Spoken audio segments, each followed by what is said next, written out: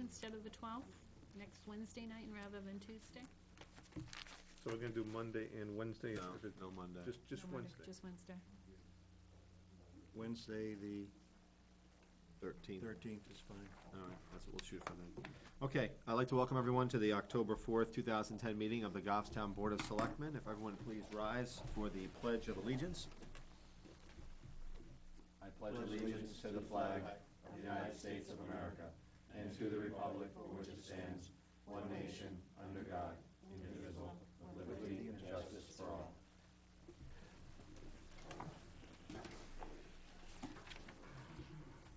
All right, I'm gonna skip the minutes acceptance. We'll come back to that. I'm gonna quickly go to some of our announcements. Then we'll have public comment. Our first announcement is a letter from the Attorney General's office from Tracy Culberson, who's the Assistant Attorney General, and he sent a letter to Chief Patrick Sullivan commending the investigative efforts of Detective Tom Hammond and Officer Tim Chabot as a result of their thoroughness and attention to detail. A case that they had prosecuted went extremely well, and they just wanted to he wanted to pass that along to us. So nice job by our two detectives. And next is a letter also to Chief Patrick Sullivan, and this was a letter from the Chief of Police from Dunbarton, and it was a letter of appreciation for Officer Chris Weeks and his canine partner Cyrus. They did a demonstration at the Old Home Day in Dunbarton. Next is a letter from Public Service of New Hampshire, and they just wanted to let us know that during the months of October and November that they plan to replace the overhealed shield, which is lightning protection wire on 11 miles of our transmission line, which will take place. I'll start in Bow, and then they'll proceed south through Dunbarton, and then they will terminate here in Goffstown. They may be bringing in helicopters to do some of the work, so if you see helicopters near transmission lines, that's why. And we also received a letter from Devrient Farms. Dear sirs, we'd like to thank you for allowing us the permit to set up a satellite stand in Grassmere during the road closures in August. It was well received by our customers on the other side of the lake who liked not having to brave the construction on the other side of town. Signed, Dan and Leah Devrient.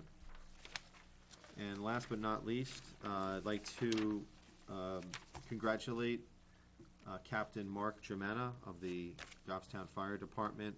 Captain Germana retired, and they had a nice celebration for him this past Friday, and very, very nice reception for all those who took part in that. Any other announcements? All right. Next is an opportunity for those in the public who'd like to comment before the board. I just ask that you limit your comments to around 3 minutes or so. Would anyone like to be heard? Yes. Yeah, Kent, you can just come up here and just state your name and your address for the record. You can have a seat. You can have a seat, yep. Thank you. My name is Kent Nolan. I'm the commander of Wesley Wyman Post 16. I'm joined by the Senior Vice Commander, M. Kevin Howland, and we're here to ask permission to move forward with the project to put a memorial to Corporal Philip Chardy, the U.S. Marine that was killed on 7 September in Helmand Province, Afghanistan.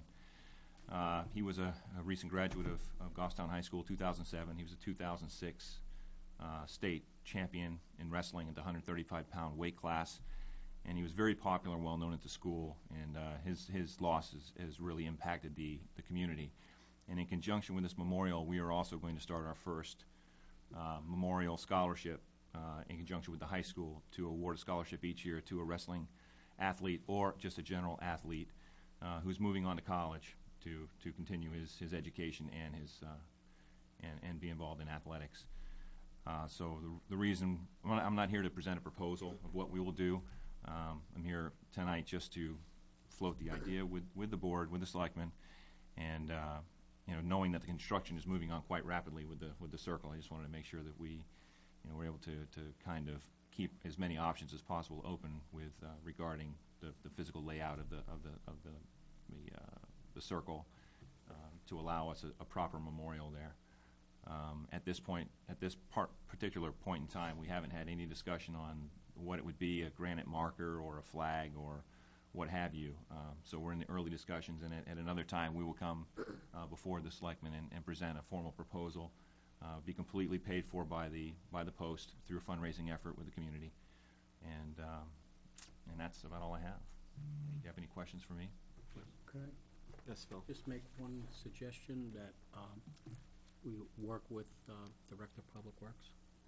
Only because, I mean, you mentioned a flag or something, just so that there's no issue with the visibility. Absolutely. Yes, I do plan on meeting with them and even early on, like right now, to see what the limitations would be so that we don't kind of go in one direction and then find that we've gone off the reservation and we're looking at something that wouldn't be possible in the first So the place. board's aware, Kent did contact me, and I told him that this does require board action. So I asked him to come tonight only because time is of the essence, since we are starting to conclude the roundabout construction.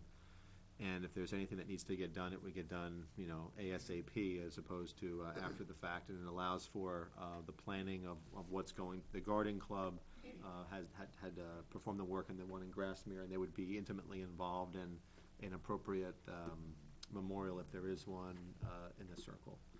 Are there any other questions or comments, for the board?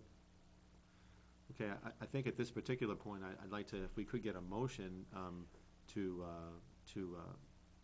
rename the roundabout the Philip Chardy Memorial Roundabout, and allow Kent to work with DPW and the town administration to work out any of the logistics that may need to occur. I'll make that motion. It's, I'll second it. Okay, motion is made by Selectman Devanza, seconded by Selectman Campusano. Are there any further comments, questions? All right, not hearing any. All those in favor of the motion signify by saying aye. Aye. Motion's unanimous. All right. Well, thank you very Ken. much. Thank you. Appreciate your Appreciate it. time, and thank you for allowing me time to present this to the board and to the public. All right, Thank if there's you. any other assistance that you need other than, administration or DPW, you can feel free to contact any one of us, and this is an important project, I know, for your Legion post, but it's something that the community needs to be involved in as well. Thank you very much. Thank you. Appreciate Thank you. it. Thank you very much. Is there anyone else from the public who would like to be heard? Ken, before you leave, can I just do a comment on that? Will there be some accommodation for any other of our kids who are lost in this particular round of wars? I hate to think that would happen, but yes, of course, absolutely. Before it just be named after a single one is my concern. All right, thanks. And for the record, that was Tess Martz. Anyone else? For public comment? Yes. Yeah. For public comment, yes, not for. For public comment, please come on up. People had signed up before me, and I just didn't want to go before them. Is that what that sign-up sheet is for? You could just come on right up. Okay. Again, if you could just state your name and your address and. I'm Paula Bedard. I live at Shirley Park Road. I've been a Goffstown resident for 11 years, and I'm a volunteer with the Friends of the Goffstown Rail Trail. So I'm here to just give a brief report about how well our event went on Saturday. It was the Fall Foliage Tour on the rail trail. It was the first time we held such an event, and we think it went very successfully. We had well over 100 people turn out by all estimates. The weather was gorgeous. We had all aspects of the community showing up, a lot of seniors, a lot of families. Some of them were all on bikes, dog walkers. We had a lot of support from the community to put this event on. It helped it run very smoothly. We had support from Gretchen Govin from Luna Salon, House Pharmacy, and Goffstown Police Association. The Board of Selectmen was very helpful in helping us work out issues with parking and insurance and other issues. Deveron's Farm and the Goffstown Public Library were very helpful in accommodating, letting us post our flyers and handouts. Captain Mark Cuson from the Hillsborough County Complex helped us secure approval for the parking lot use. And Dave Septic of Manchester provided us with significant discount on the porta potty rental, which was very helpful. Yes. And it was just a great event. I don't know if anyone on the Board of Selectmen had questions about it. It helped us realize some ways that we can continue to reach out to the public to let them know about the Goffstown Rail Trail and its development. Many residents were really pleased to notice things like the pauper cemetery that was on the section of the trail where we had this particular walk. They were just very enthusiastic about learning about that historical landmark in their community. We got a lot of comments from people saying things like, gee, I've lived in Goffstown 30 years, I never knew where the rail trail was. So we got a lot of positive feedback from the community, and we're happy about that. I thought the venue that we worked out was very successful. Right. Well, thank you very much. Okay. Thank you. Okay, I'm going to go back up to the our minutes. Oh, I'm sorry. Is there anybody else from public comment? I did want to state that before we get started, I spoke to Jennifer Foley, and she had mentioned that she wanted to go at a little later, like 8:30ish. And I told her that she's the chair, and I said to her I would accommodate that, so that's when we're going with it. So the posting that we Correct. talked to Sue about today and that is still live is inaccurate. That is inaccurate. It says subject to change, and it has I know changed. it always Yes. says subject to change. Okay, and that's why I just wanted to tell you now, because if you're shooting for 7 and it's closer to 8, then if you wanted to come back, that's why I wanted to let you know. Next is, okay, so going to our minutes, we have 2 sets of minutes, and let's start with September 27th first, which is first in our packets. Do I have a motion to accept? So moved. Seconded. And the second, are there any corrections? I just have one. One, On yes. page 5, Page 5, in the middle paragraph, right. it says, when I asked about those Selectmen, the bands asked, does that include online charges? I was just wondering if you could just check the tape and see if I mean, it's possible I used that word, but what I meant And was, I could have heard it incorrectly. You're on page 5 in the middle of the Yeah, page? where are you? middle of the page, 4th line down, in the middle of the Oh, yeah, sentence. does that the word include change, online? the word charges, Okay. because what I meant, the question that I was Mhm. asking was online reserves for book reserves. Oh. I mean, I might have used the word charges, and if I did, that's what I said, but, Okay. But what you meant was book reserves. right. Okay. All We're right. okay changing it, no matter what the video says, to reflect what Yeah. he meant? That's fine. That's what you'll be voting on when you accept it, so. All those in favor of the motion with the comment that Selectman Devanza made, say aye. Aye. Unanimous. And that, by the way, that included our non-public. And then the meeting minutes of the 20th. Motion to accept. We have a motion to accept. Is there a second there? On the 20th? It's not in your packet, it's from last week. You want me to hold it? No, that's okay. Okay. Still need a second. No, I didn't know if I had any markups on it, that's Yeah. because I don't have anything, but that's okay, don't worry about it. I have a motion by Selectman Campusano, seconded by Selectman Pierce. Seconded. Any changes? Not hearing any. All those in favor say aye. Aye. Unanimous. Okay. We're gonna go right to the sidewalk policy. And this is something, for those in the audience, we've had this issue before the board for a little while. Long story short is that we're looking to rewrite our sidewalk policy. We did get opinions from the Attorney General's office. From our attorney, Bill Drescher, as well as the U.S. Department of Justice. And I'm just going to try to summarize somewhat what Attorney Drescher commented.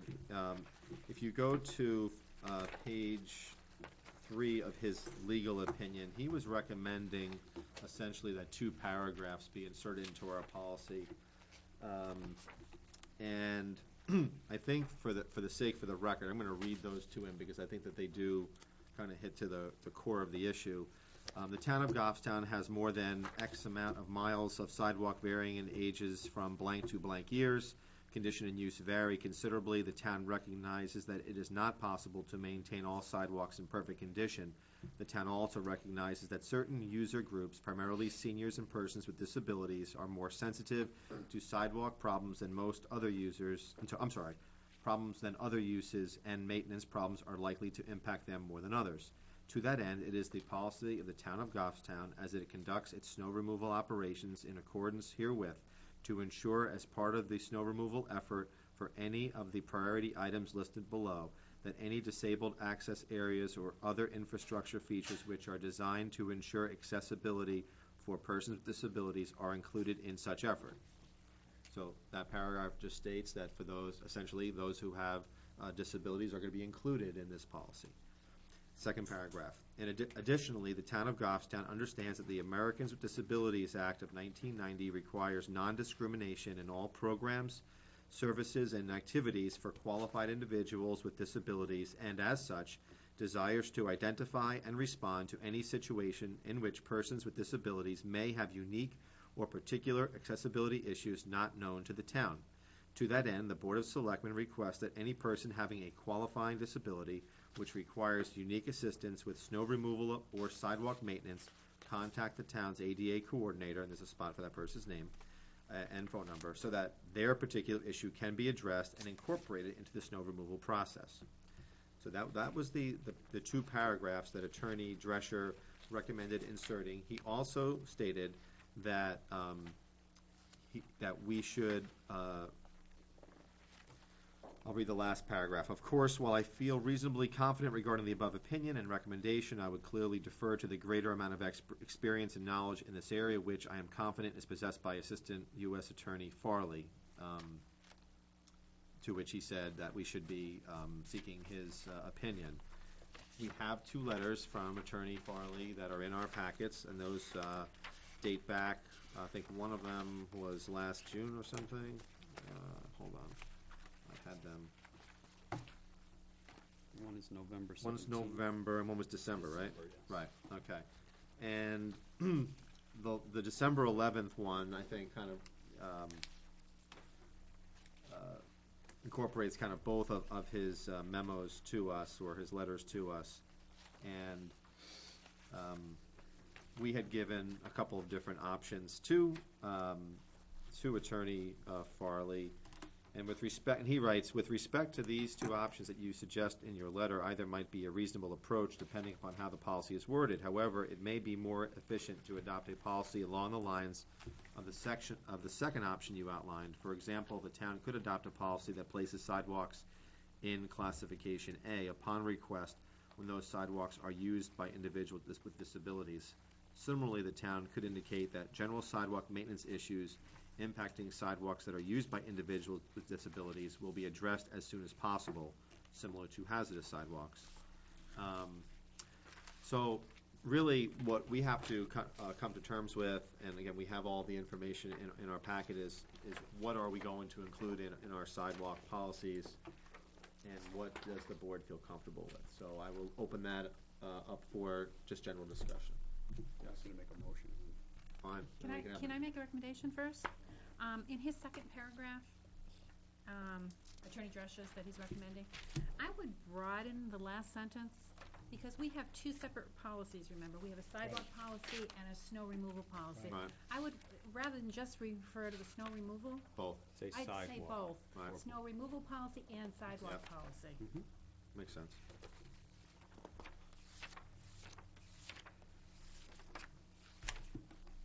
All right, so you want to make a motion, and then from there we'll have a discussion. My motion would be to insert the two paragraphs from Attorney Drescher with the corrections made by the town administrator into the final draft of the sidewalk policy, and then send that to the Department of Justice for review.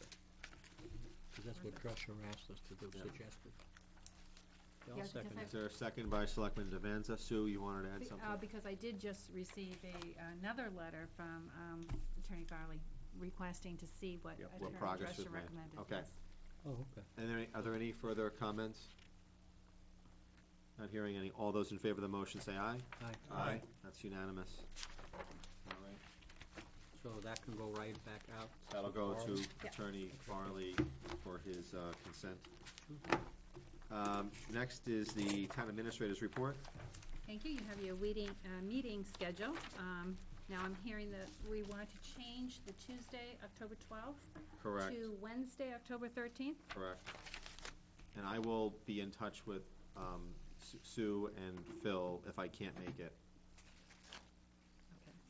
It's what, I have a Wednesday the surgery. 14th, did you say? 13th. The day before. It was Oh, Tuesday the Tuesday, 12th. I'm sorry, I'm thinking Monday. And Same time, right? time. Same time? Church bells. That could be a sign. Benevolence. Right. Wonderful life. Yeah, that's what it sounded like. Okay, consensus folder, you have the AP warrants tonight, a letter of support for the, a second round of the Southern New Hampshire Planning Commission Brownfields Program, appointment papers for Brad Parkhurst for Cable Television Committee, event permit applications for the Goffstown Clergy Association for their annual Hunger Walk on October 10th, the Uncanunic Mountaineers for their snowmobile meet and show on October 23rd, Friends of the Rail Trail Ski and Skate Sale November 6th, and Out of the Woods Antiques for an antique sale and barbecue August 7th, 2011. They're way ahead of schedule. And a right to interm for Hotchkiss, West Lawn Cemetery, Section 1994, lots 185 and 186. Motion to approve. All those in favor? Seconded by Selectman Campusano. All those in favor? Aye. Unanimous.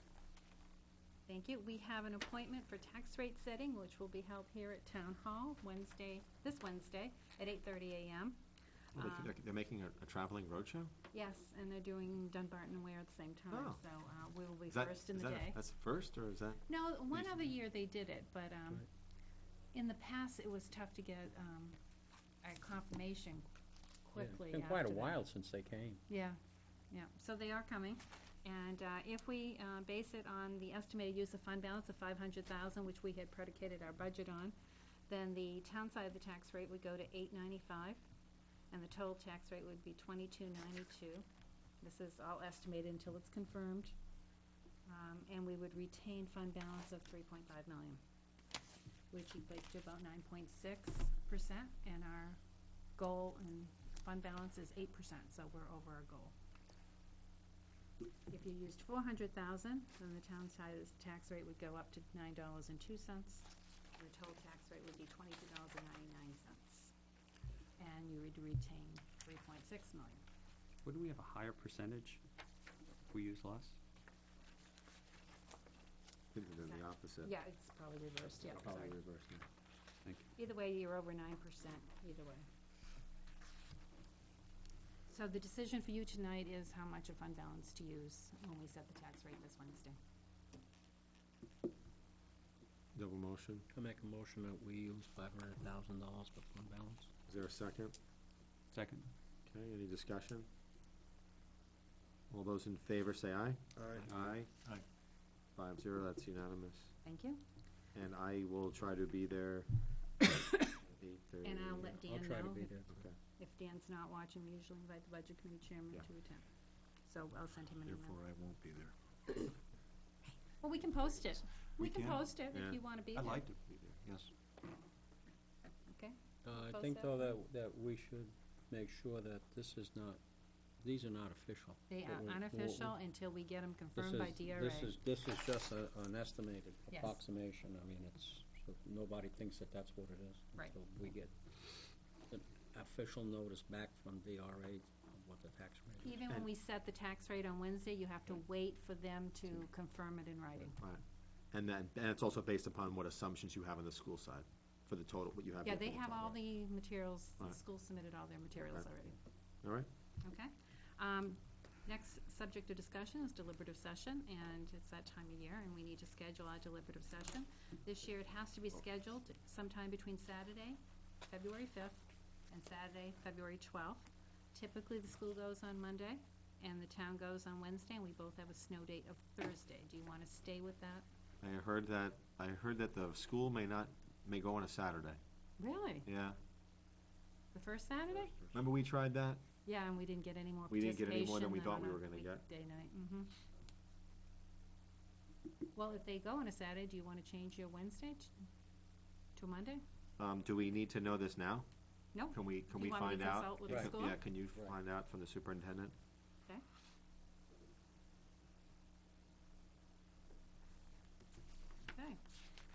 Oh, while we're on this subject, I should have mentioned this before. We had something about community development block grant, planning for, one of them is for waste systems, et cetera.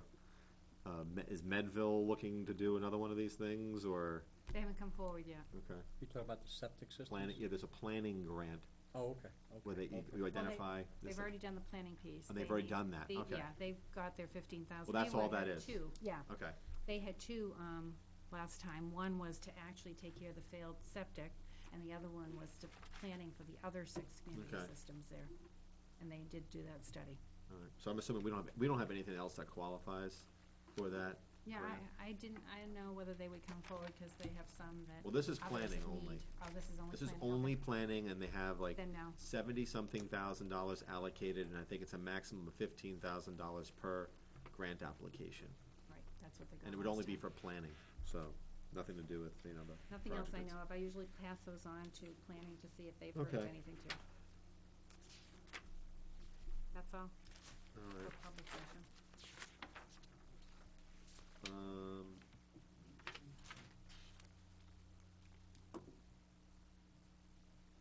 I'm gonna jump to EDC, Steve, Yes, if you'd like that's to. all right. Which, that will be in your tab, I think it's around 8 somewhere. Hold on, maybe it's 8C or 9. I know it's towards the It's back. 8C. 8C, as in Charlie, and I'll turn it over to you, Steve. Okay. What we talked about was the 79E, which is that tax relief incentive, and we went over review the maps for Penardville, Goffstown, and Grassmere.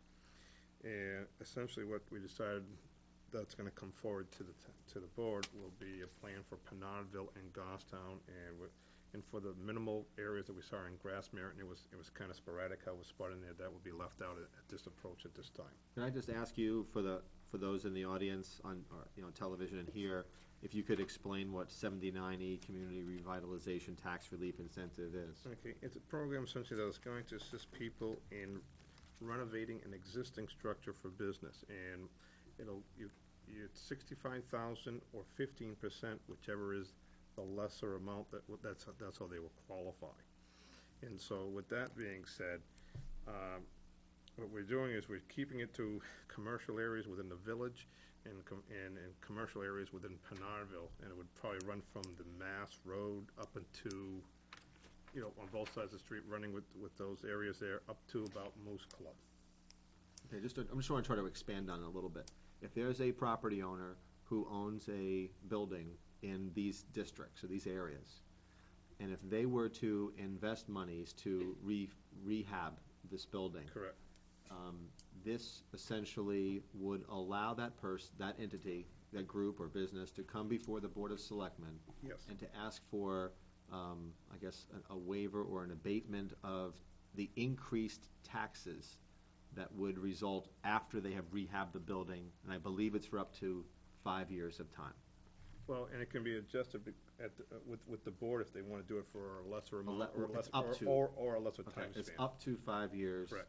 And the intent behind that is to try to create some sort of an incentive for those who might own a building or structure that's kind of in poor condition to rehabilitate that building to try to spur economic development. And the other process of that is that once that time frame expires, you essentially you would have a building that's worth more in a sense for the town than that tax rate. Obviously, it would collect more in taxes as they proceed down the Okay. road. So the town would make a short-term benefit. sacrifice to a degree, but there would be long-term benefit Benefits. because now you have a rehabilitated building, and in the long run, you'll be collecting increased taxes on that structure. Two things. You said commercial, does it have to be zone commercial, or is that, you said commercial districts? Well, and when you look at the maps here, you're going to be looking at those commercial areas in the village and in Penardville. But that's what I mean, you meant commercial areas, not that the property itself is necessary. Correct, commercial areas. It could I be apologize. right, RSBO 2, in Penardville. No, we did not do the RSBO2 in Penardville. That's RSBOD, because some of them are on some of them that are on Mast Road or whatever. Okay, Okay, but you meant commercial areas. correct. Yes. The other thing, just so that there's not a misunderstanding, you're not looking to abate the full amount of tax on the property, which you're Only the improvement. only, so in other words, if a property's paying $15,000 in taxes, and they're gonna do this improvement, and the taxes are gonna go up $1,000, what's being abated is that 1,000 additional in improvement for that period of For the time. period of time. Just so everybody Is understands. it the entire amount or any portion that the selectmen It's a determines? portion. Yeah, it's what, and when they do come up before the board, you, as a board, the board can adjust what they feel that amount would be. Right. So are there any questions for Selectman Fournier about this?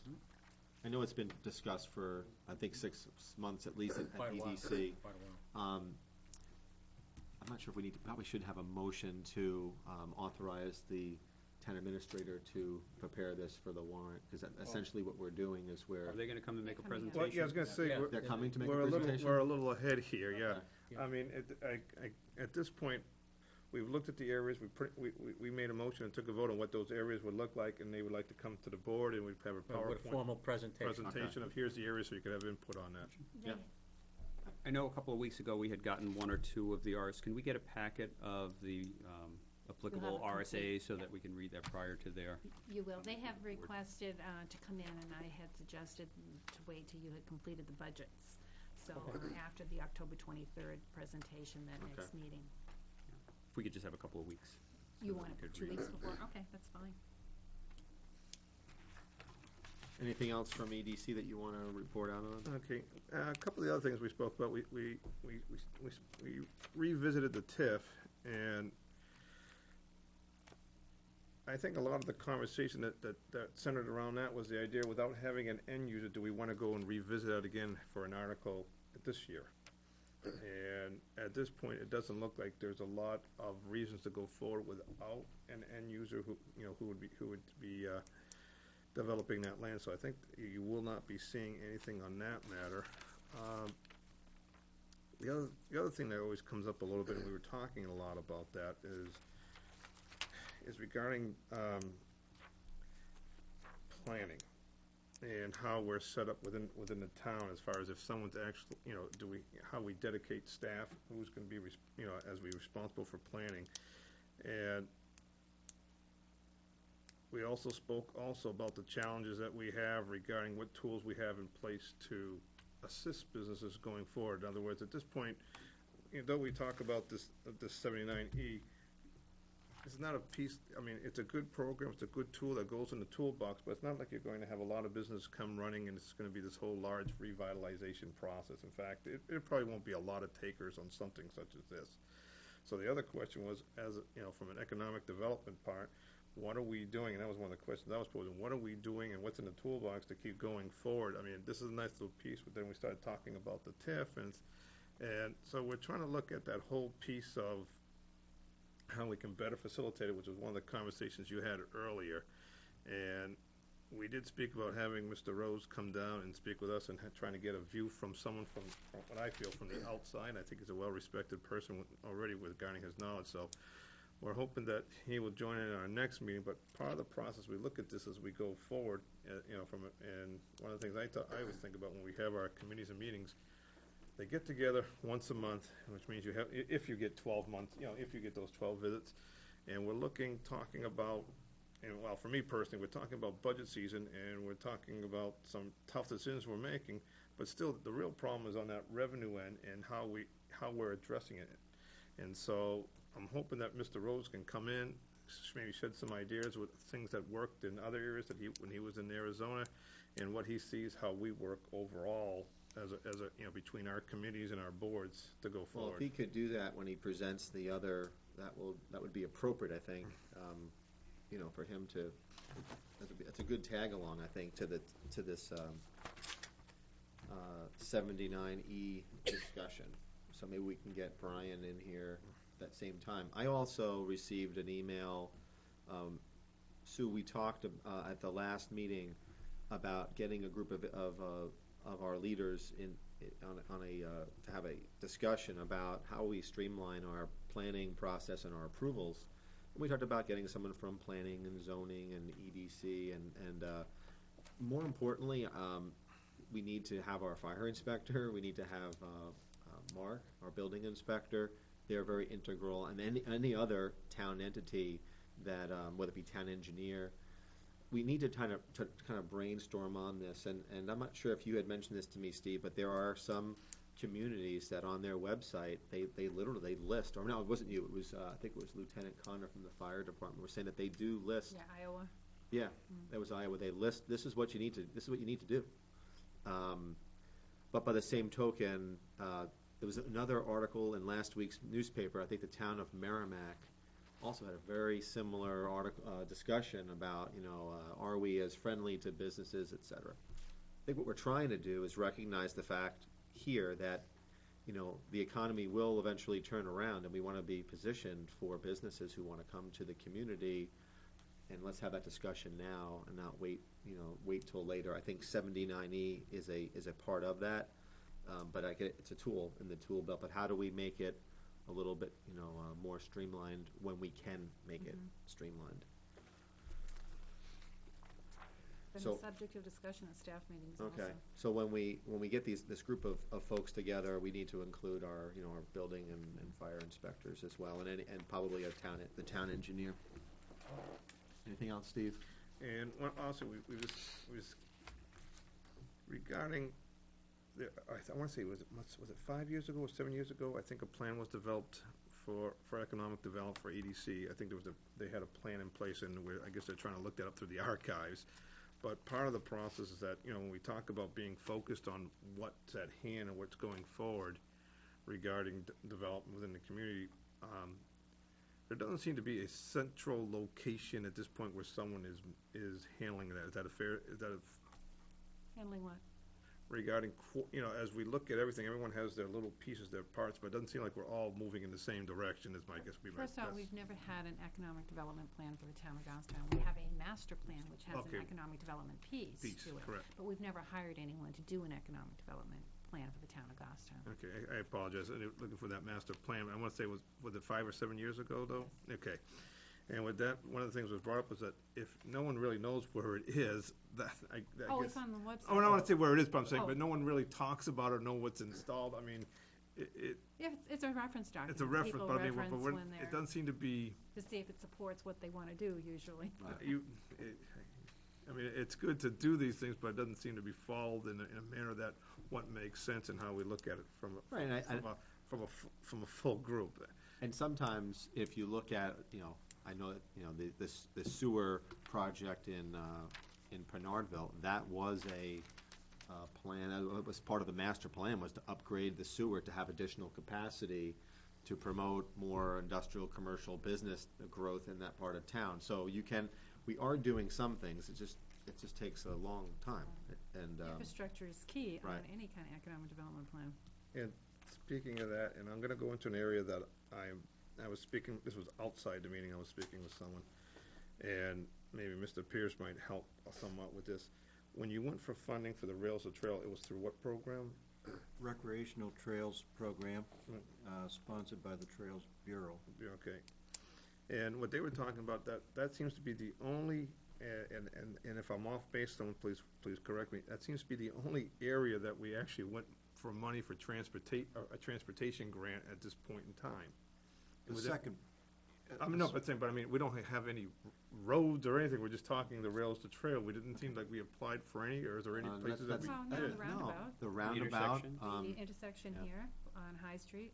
Oh, yeah. But, Ma- okay, Mass Road, the this was roundabout one of the things plaza. that was brought up on the side, and well, no, that's a good thing to. I mean, and I think what they were looking at differently when they talk about the roundabout, that's what's the best way to put it? We're just doing an intersection, but as far as changing our roads going through from all the travel, and they were talking about that infrastructure. Well, the center lane, as Selectman Devanza has mentioned, that was done a while ago, Yeah, but that the was a center- CMAC grant. That was a How grant, long ago was that? 10. Yeah, about 10, 10, 12 probably years 10, ago. 12 Yeah, years and I ago. think that's just one of the But the comments grants that was are put out there. incredibly competitive, and that's part of the. These are CMAC grants for here and the roundabout Right. and Pleasant, yeah. But some of the questions that came up was regarding, are we doing the best we can, or in when I say the best we can, I don't know who applies and looks for the grants and how it's coordinated, but it's just one of the questions that came up, and I just wanted to bring that point out. We have 2 pending CMAQ grants right now, and Right. Steve Griffin had initiated those before he left. So those are still pending, we don't have word on those yet. So, And then we get the annual highway block grant for Right. roads overall. One of the things that the board, I may want to contemplate, and obviously this time in the state budget process, it might be difficult, but we should take a look at whether or not Goffstown Back Road, Elm Street, and the back road should be a state road.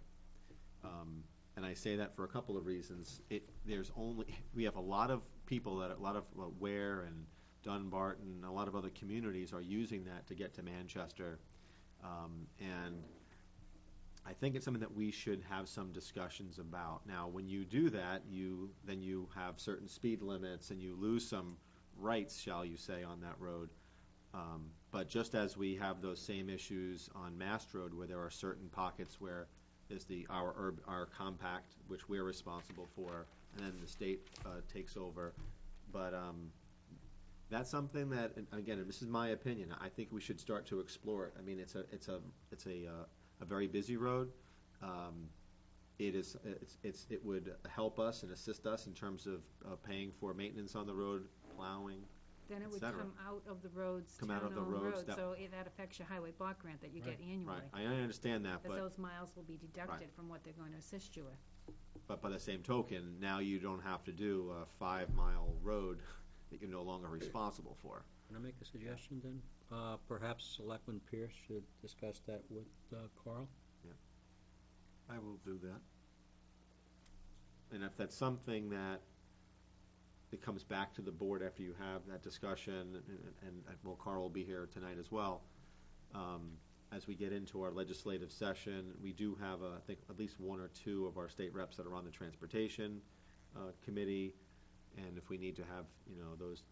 Now, it may be difficult in light of the state economy, and I completely understand that, but it's something I think we should have look at. Now, route, One point, is that also advantageous because of a new interchange that's being planned from? Yeah, the way, where it's planned to It's hook not up, coming though, out to it's the not back gonna road. be But right it's, at but it's the road that connects to. Correct. but the part in Manchester, not the Yeah. part in Right. Goffstown. But right now, we have Connect Matt. to Yeah, but there's a Interchange at all. problem with that because the connection between them is gonna be Straw Road, Right. and Straw Road is a residential road in 30 mile an hour. Right now, the town has a couple of these state roads. We have, Route 13? Route 13, and we have Mast Road, Portions, yeah. portions of it. I'm just saying, but there are other, arguably even New Boston Road is another road. I'm just saying, I think we have to start to consider some of these things. And I know that we would lose some highway money, but by the same token, if there's a maintenance cost and there's a road reconstruction that goes into the hundreds of thousands of dollars, if not millions of dollars, that we are responsible for. And in my opinion, a lot of communities are using us as a way to get from point A to point B. It's something we should take a look at. Anything else on EDC, Steve? no. You had something on here. Should you want to read it out loud about Goffstown Main Street open for business? Oh, sorry, I apologize. All right. Now, it's going to be on November 6th from 10 to 12, and essentially it's going to be a meeting where people will come here, and those who have buildings for rent or lease, that they'll come and they'll be able to come, get a road map, and walk and see those places and meet with their owners. And that's going to be November 6th, and they say that's from 10 to 12. Okay. Any questions for Steve? All right. Were there any committee reports that we didn't get a chance to get to? I think we got through most of them last time. We have Carl coming in shortly. If we can go to Selectmen's discussion, which is, I believe that was 8A in your packets. And this is the fiscal impact, and as we go through budgets, trying to give guidance to the department heads. with the upcoming budgets, and last week we discussed what it would look like with a couple of scenarios. One was freezing wages, the other was eliminating spouse cash outs on health insurance, and the third was reducing cash outs overall. And if I can get to that, in our discussion, if wages are frozen for non-union personnel, the townwide reduction would be about $96,000, which includes all benefits related to wages. This is the work that Wages and benefits. wages and related to benefits. it, yeah.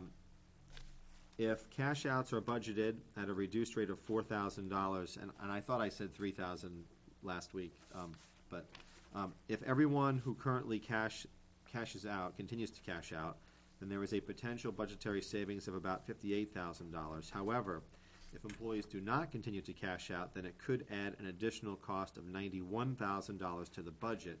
The probable outcome would be an additional cost of about $13,000.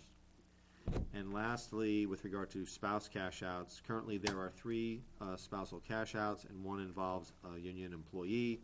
Eliminating non-union spousal cash outs would save about $16,000 based on 2011 cafeteria rates. So I guess first and foremost, we'll tackle one at a time. Also, Selectman Pierce also asked for some numbers. Did you get what you needed with regard to the 1%?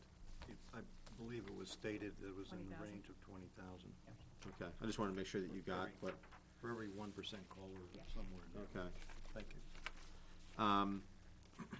The other thing that I just wanted to make sure is that as we go through all these types of processes, when it comes to like numbers, if individual board members come up with numbers, it's helpful if you can get something to Sue, and then Sue can get it to all of us, or you can email all of us, give it to Sue, and Sue will put it as part of the public record so that we could take a look at it. So there's, if you are playing around with a created spreadsheet, as I see you've got one, if you could, if you have that, it's good to share it so we could take a look at it. And Nick, I know you've done that in the past. I think we all have to a certain degree. We've looked at different scenarios. Anytime we have advance notice of that, it speeds things up. But as we talk about wages, there's 2 issues here. One is wages, that's COLA, and then the other issue is steps. Now this $96,000 amount, is that frozen in terms of 0 COLA, frozen steps? Correct. Okay. And that's a reduction from the department head budget. So it includes both COLA and steps. It does. Okay. No steps, no COLA, no jump in longevity. Longevity, exactly. Okay. Yes. Just a clarification. On the sheets that you gave us at 8A,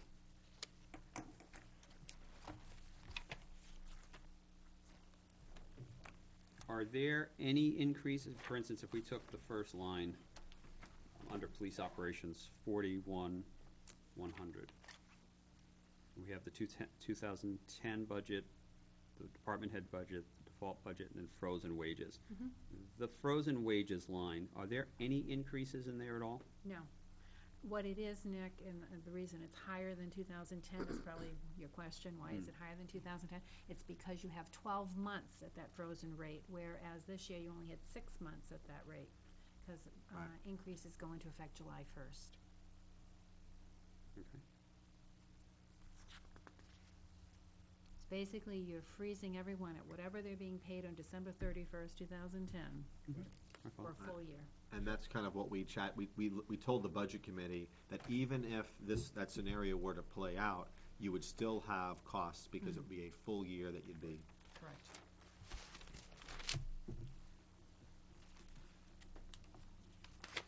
All right, so let's start to have some discussions on the wages. What's the board, have you as board members given this any thought as to how you wish to proceed?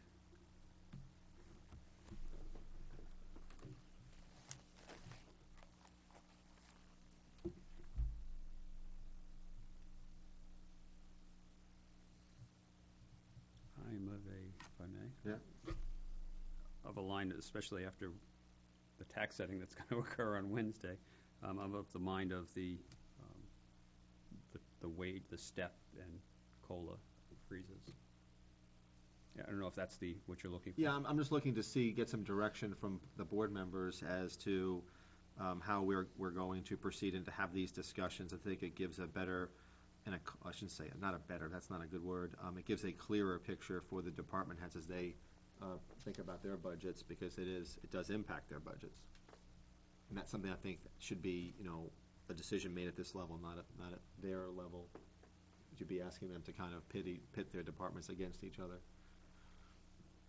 Anyone else? David, you want to chime in, or? Well, the reason I brought up the COLA question last week is that I'm of a mind that perhaps steps could stay frozen, but there would be a COLA increase. And my initial thought on that would be 2%. And then we could discuss whether it should be 1 or 0, but to present what I would consider a minimum, a maximum increase right there on the COLA is 2. But then saving money on the no step issue. Okay.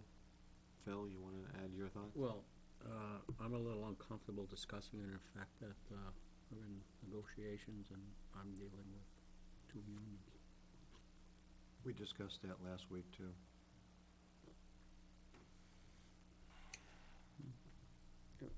And I've had some time to think about that, because I mentioned that last week, but we should also remember that what we decide here is still independent of the negotiations, and those will come as separate articles before the voters. So those negotiations can continue regardless of, I think we're dealing with all the non-affiliated members now. Well, I understand that. It's just that in the past, the board has always treated union and non-union the same, so that's, I mean, I've been involved with negotiations for many times, and in the past, that's what past boards have always done. My only comment here, it's, one, how does one proceed when you can't touch one until you deal with the other? I don't know. I mean, at some point, you either have to proceed with your bargaining unit negotiations, or you have to deal with your other folks who are not affiliated. But I personally don't think that I When say do this. negotiations have to be concluded to get them on the? January. Second Tuesday in January. And when does the budget have to be completed? That's this budget submission deadline. Same So thing. both. Right. So I just don't think that's I don't think that's We don't, appropriate. typically they'll go that late. Usually you have a tentative agreement prior to that. Of course, another option, and in the past, Selectman Devance is correct, in the past, they've been dealt with equitably, and whatever the union got, the non-union got in the operating budget article. I'm not sure there's anything stopping you from thinking of putting even the non-union as a separate article, once you conclude with the union. That's another option, I would think. So When for you're our further budget along. submission, we would keep everything at the 2010 levels, Well, and then rates, add not the levels. rates, Yeah. rates, and then add any additional COLAs, steps, or whatever was decided by the board as a special article. That's another option, I would think. That might be a more prudent option, in my opinion. Only because it allows us to at least proceed, and then depending upon what happens with the bargaining units, then it affords us an opportunity to make an adjustment. Right, from my perspective on here, I have a concern on, the message that it sends to your negotiating teams. That, well, you guys have already, discussed, you've already made up your mind on what you're gonna be giving people, and how can we be sitting here negotiating if you're gonna be negotiating at a different number than what you've given the non-union, so it just, it doesn't help the tone for, good negotiations. It kind of leaves a bad taste in people's mouth as they're coming to a table to try to have a discussion. That's where I'm coming from on it. So then, Yeah. for the sake of our budget, we could go with the 2011 frozen wage figure, and then anything additional would be added as a special article. I would like that approach, too. I'll make that All motion. right. Motion by Selectman Campusano, I would assume Selectman Pierce will second it. Any discussion? Not hearing any. All those in favor say aye. Aye. 5-0. Next, that's with regard to wages. Next is, there's two issues. One, let's first talk about the cash out. A cash out is when an individual decides not to take advantage of the health insurance that is provided by the town, and if they choose not to, they currently get what's called a cash out, and that ranges based upon the plan that's in place. It was discussed last week about reducing that. It was my recollection that, although not in the minutes, but it was my recollection that I mentioned cutting it in half, and I thought it was at the maximum was at 6,000. I remember mentioning that it was should go to 3,000. I think the difference was this was based on 2011 estimated cafeteria rates, Right. which are 8,000, and so they heard half, and I guess that's why they went with 4,000. I just want to clarify. Oh, sorry, you lost me for a second. So the 2011 cash out would be 8,000? That's what I want to clarify. Okay. Cash out is based on whatever the single person rate is. So you could have an employee who is eligible for a family plan. He has a family, he could get his insurance here, which would be 3 times the single person rate. If his spouse is working and has insurance, then he opts, or she opts, to probably take the spouse insurance and take the cash out, which is at the single person rate.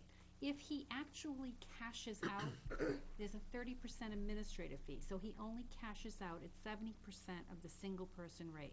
But we budget for the full single person rate because we don't know at that time whether they're going to actually take the cash or put 100% of the single person rate in their 457 deferred comp retirement plan. So I just wanted to explain that. That's why you budget at 100%, because you don't know until very late in the process, or they can change it any time during the year if their allocation. I'll say what I said last week. I don't like the cash outs at all, and I would be in favor of a $3,000 amount simply because I don't think it should be eliminated in one fell swoop, and it also has the potential, as was mentioned in the town administrator's comments here, that it could actually cost you additional money, and even if it was reduced to $3,000 or $4,000, it could still end up costing you more. But I'm just saying, personally, I do not like the concept of a cash out at all, and but recognizing that adjustments have to be made, I'd be willing to go to $3,000. Making that change to, again...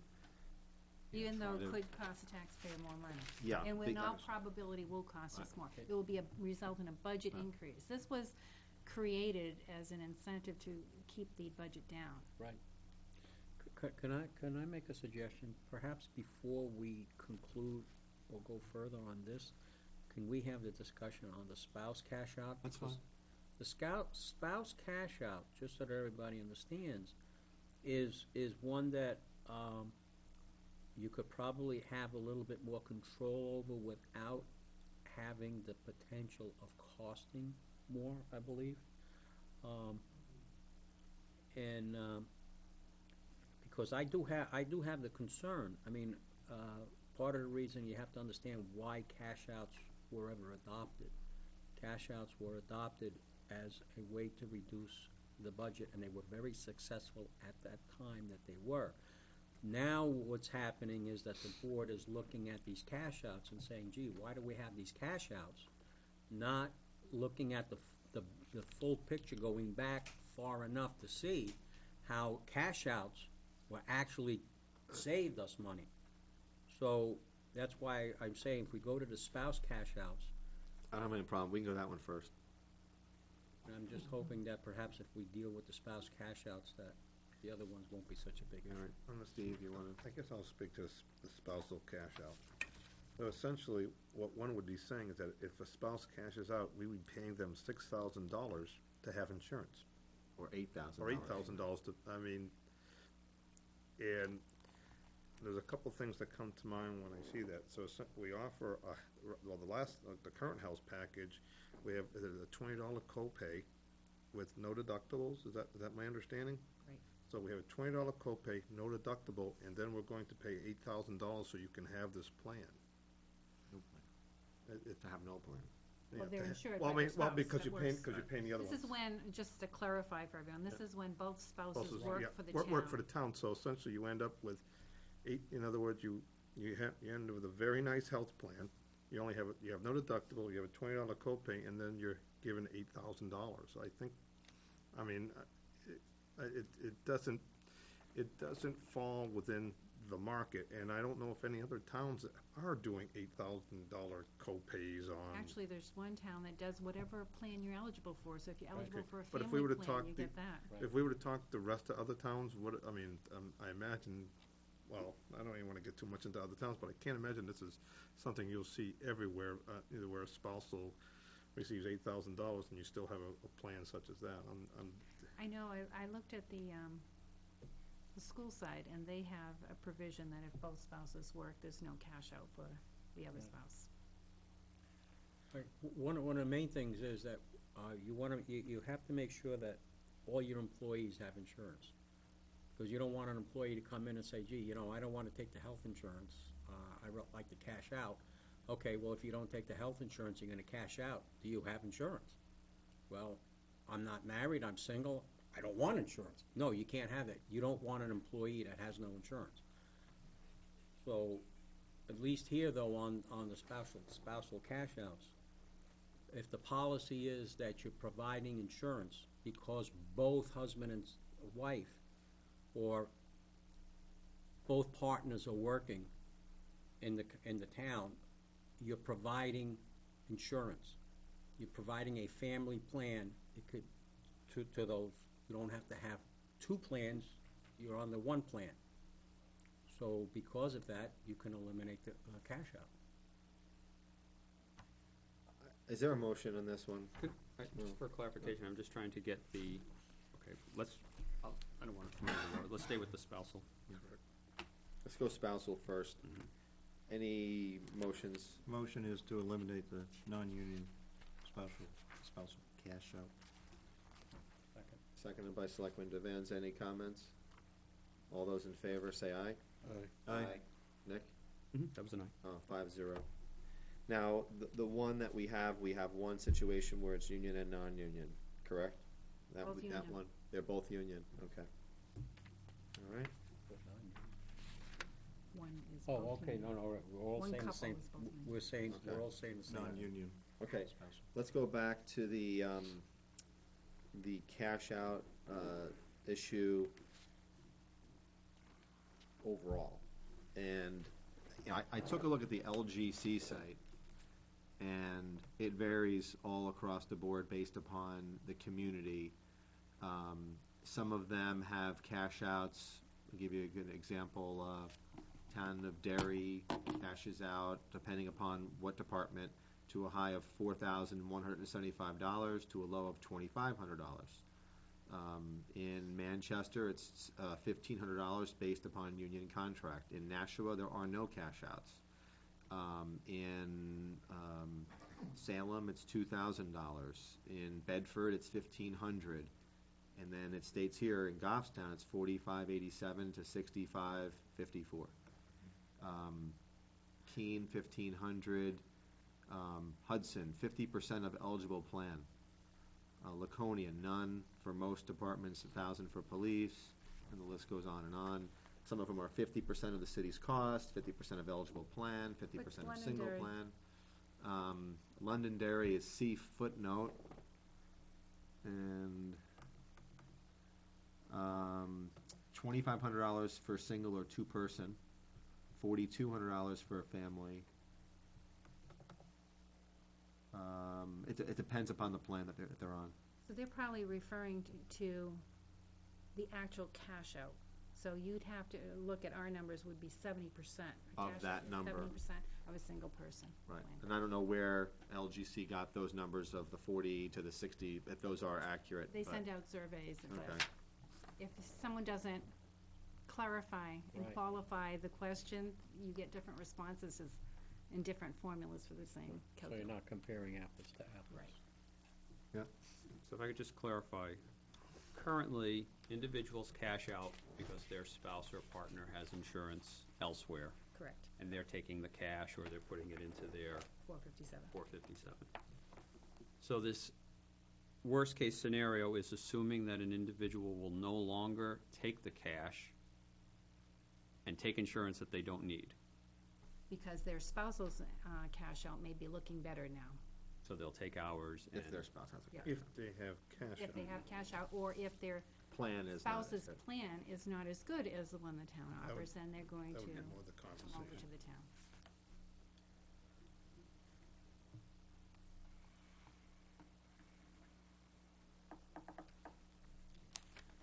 Does the board want to proceed on this one?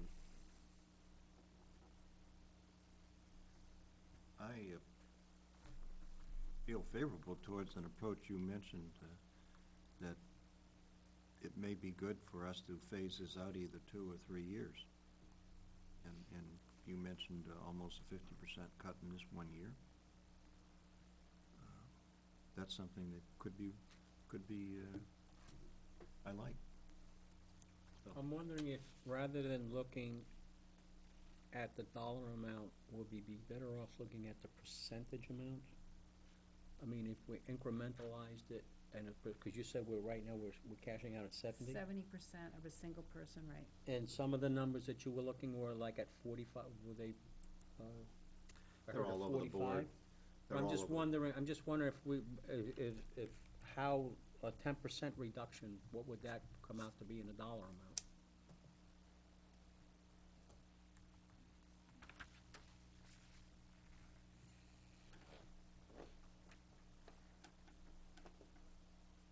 So right now, they cash out 70% of 8,000. If you did nothing, it would be 5,600 for them to cash out.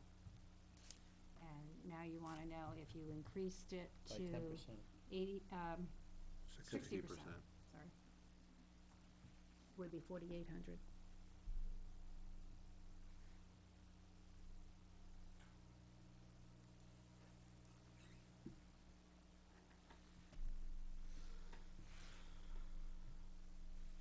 Any motions? I'm trying to speed this thing up. I'll make a motion and reduce the cash out by 10%. Is there a second? Not hearing a second. Any other motions? Reduce the cash out by 20%. Is there a second?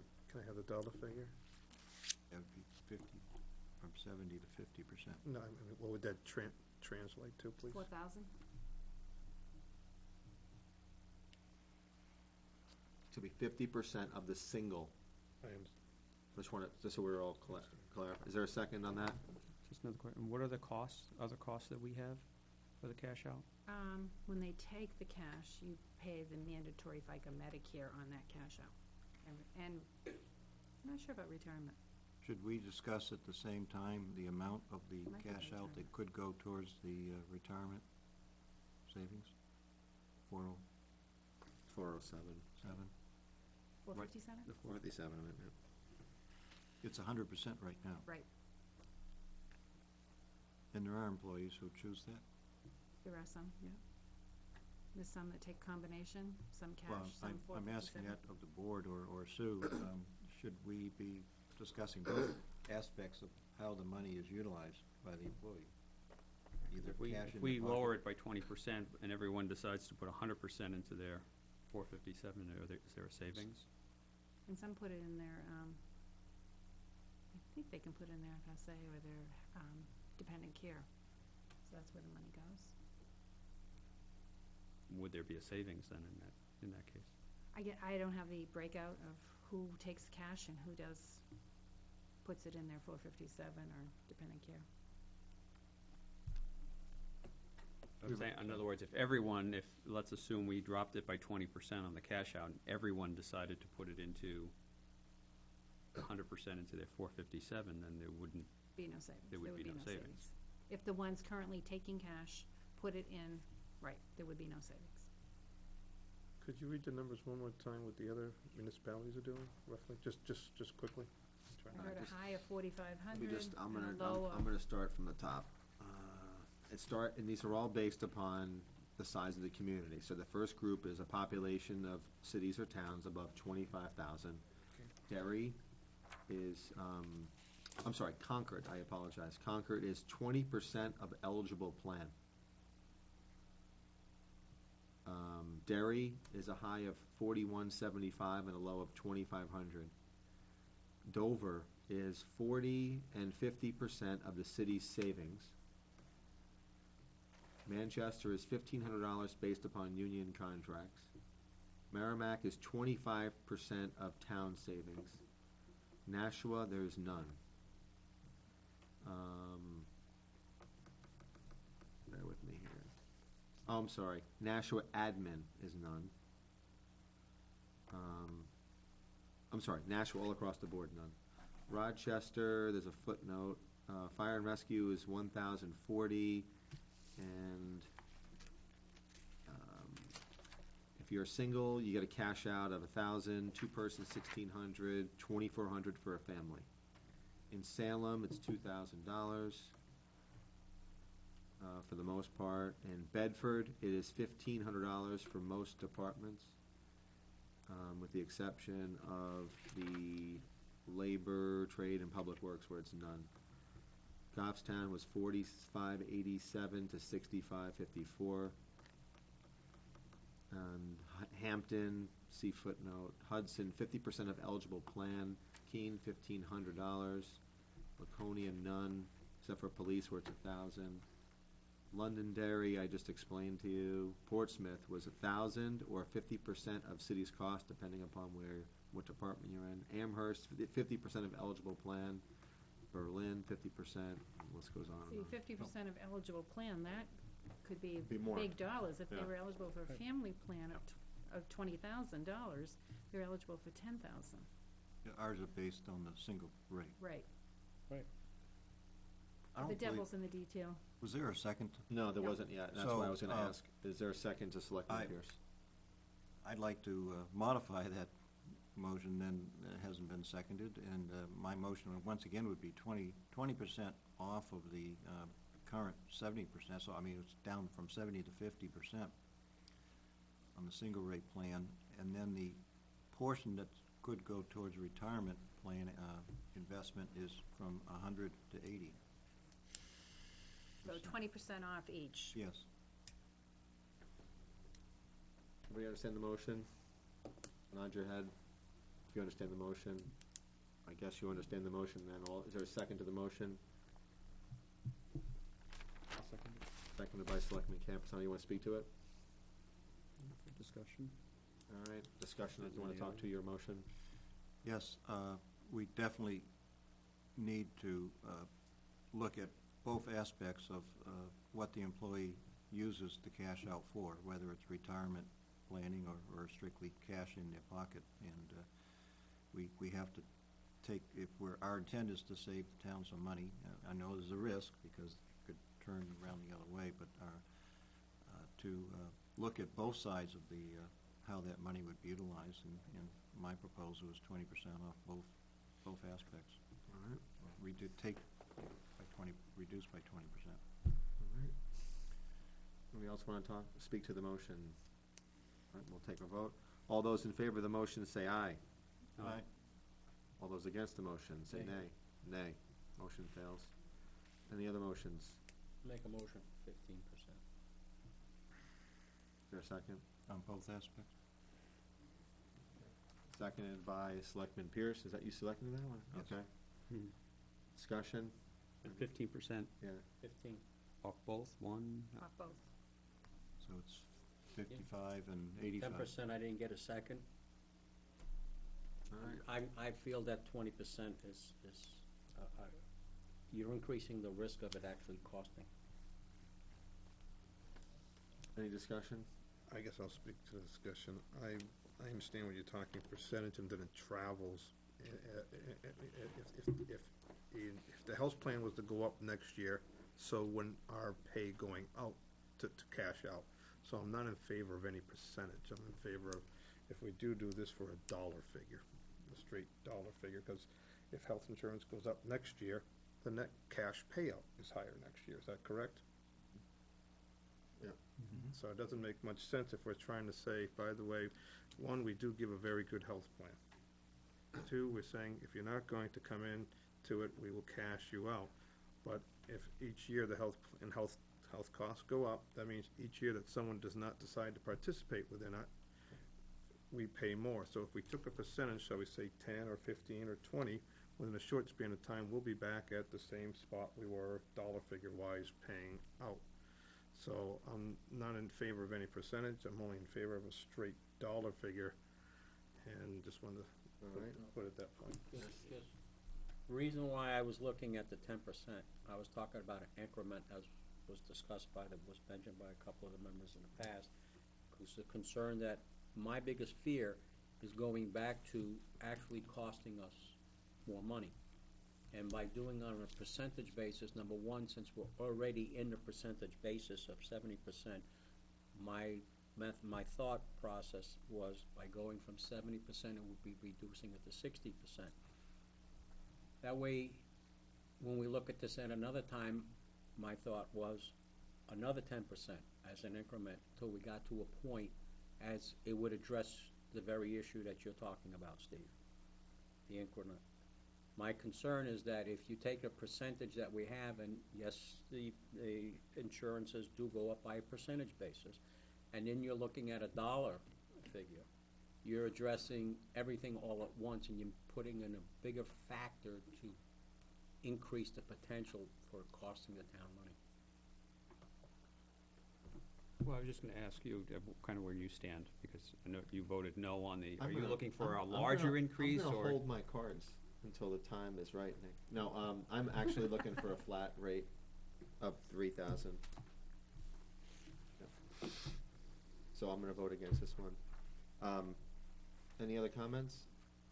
All those in favor of the motion say aye. Aye. Aye. Okay, that's 3. All those against? Nay. Nay. All right, motion passes. That will be a 15%, so that will be 55% of the single plan. Okay? And 85. 85% 85 of, right. for the deferred Yes. burn. So we've tackled all those 3 issues. Next, we have Carl Quorum. I apologize, Carl, for running a little over there. You're here to review the budget,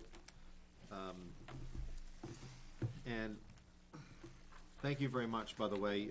Carl did give us which you're going to go through, a lengthy memorandum as to what the board has requested of all the department heads, and that was Carl's already provided to us what a budget that he believes is needed to continue the services that he's providing.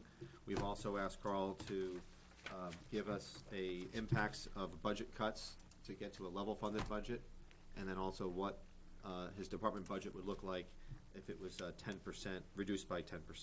So with that, Carl, I thank you for coming, and if you wouldn't mind just going through your memo to us. Okay. Well, let me first, just for the folks watching, tell you that this was a very difficult thing to do.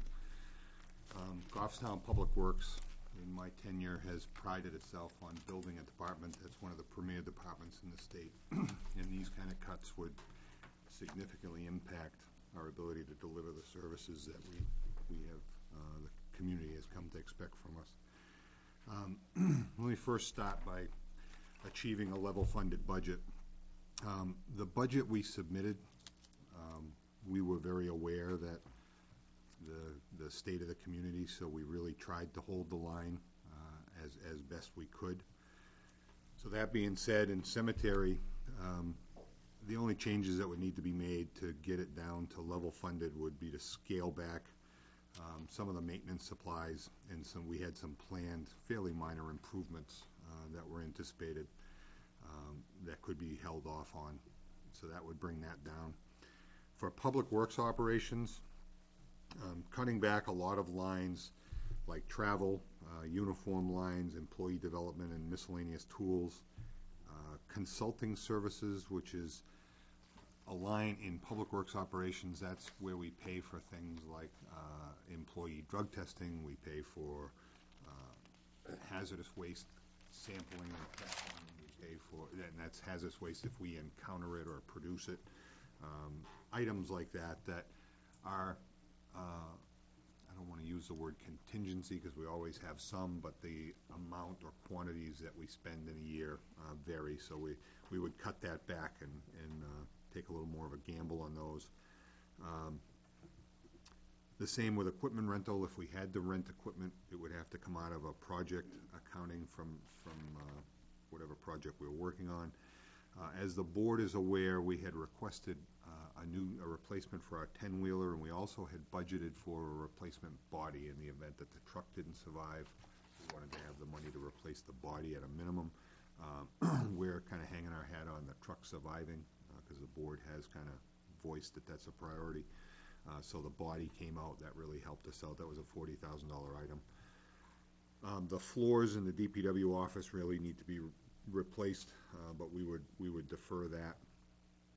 And then scaling back our drainage improvement line and sidewalk repair lines that were moved into the operating budget from CIP, those would be scaled back, and we'd only rebuild roads that are adjacent to roads that are being rebuilt. And just to kind of get it down the rest of the way, a slight cut to the road resurfacing, which is part of the road plan. I think that was on the line of about $12,000 cut. That would bring public works operations in line. Solid waste operations, we didn't have to touch. The request that we had made was below last year's request already. Just as kind of a statement about solid waste, that is probably the most efficient budget line that we have. It is very much material driven. I mean, our collection services, everything we do is about as efficient as you could make it. So most of the budget lines are simply how many tons of this do we take in, how much does it cost to get rid of. It's very much something that goes up and down with the economy. So we're fortunate that that had already gone down. Question for you. You may not have those, Carl, and I wouldn't expect you to, but could we get at some point the actual lines and the amounts you were reducing? You could, yeah. That would be helpful. To achieve a 10% cut, obviously, this is much more difficult. Just kind of to put it in perspective, that is, it would cut our request of $5,071,000 down to $4.3 million. So everything that I just talked about would have to be implemented. In the cemetery, we would virtually go down to a mowing mode, any little nicety things, flowers, trimming. The grub control project that we've been doing for 4 or 5 years would have to be suspended. We wouldn't be able to fertilize lawns to try to get them back. They would just have to kind of go au natural. And we really would defer all other repairs and maintenance until the budget recovered. For public works operations, I went through every line with a fine-tooth comb and kind of trimmed it down to where it would, quite honestly, as the guy that would be managing that budget, it's absolutely frightening because there would literally be no, if you look at our budget reports now, some lines are a little over, some lines are a little under, and you kind of hope at the bottom line balances. Well, this would cut every line to the point where none of them could afford to go over because there wouldn't be any extra in any line. On top of all of that, the only way to get it to where we would need to get it would be the staff reductions of 2 full-time laborers. So we would cut 2 positions. We would also probably have to move, we have 2 mechanics and a mechanic foreman in the garage. But in an attempt to keep the highway crew somewhat functional, we have kind of a mechanic that has double duties if we needed him out in the highway. We'd probably have to shift those responsibilities, and he'd spend more time out with the road crew, which, we've already lengthened our replacement frequency for our vehicles because of the budget situation. So at a time when we would need probably more mechanical services, we would have less personnel to perform them.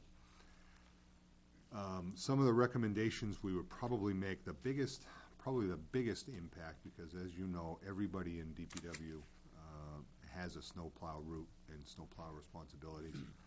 So there would be a very large impact on our snow removal.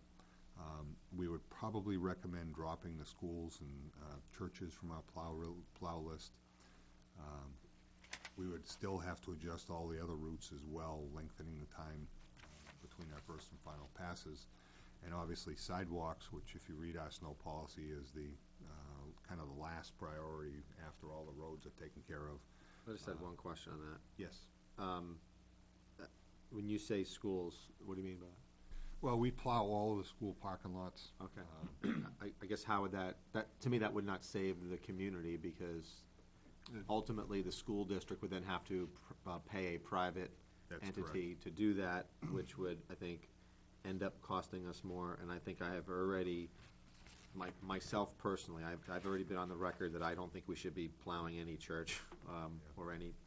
So I've already made that one abundantly clear. So, but I would, that to me, that might be just counterintuitive for me if you don't plow the public schools, simply because we're going to have a cost anyway.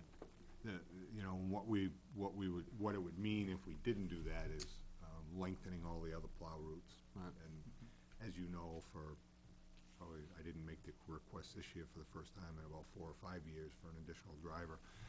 Our plow routes are already getting to be 3.5 to 4 hours long, and it's further lengthening them to the point where at some point it starts to become very unsafe.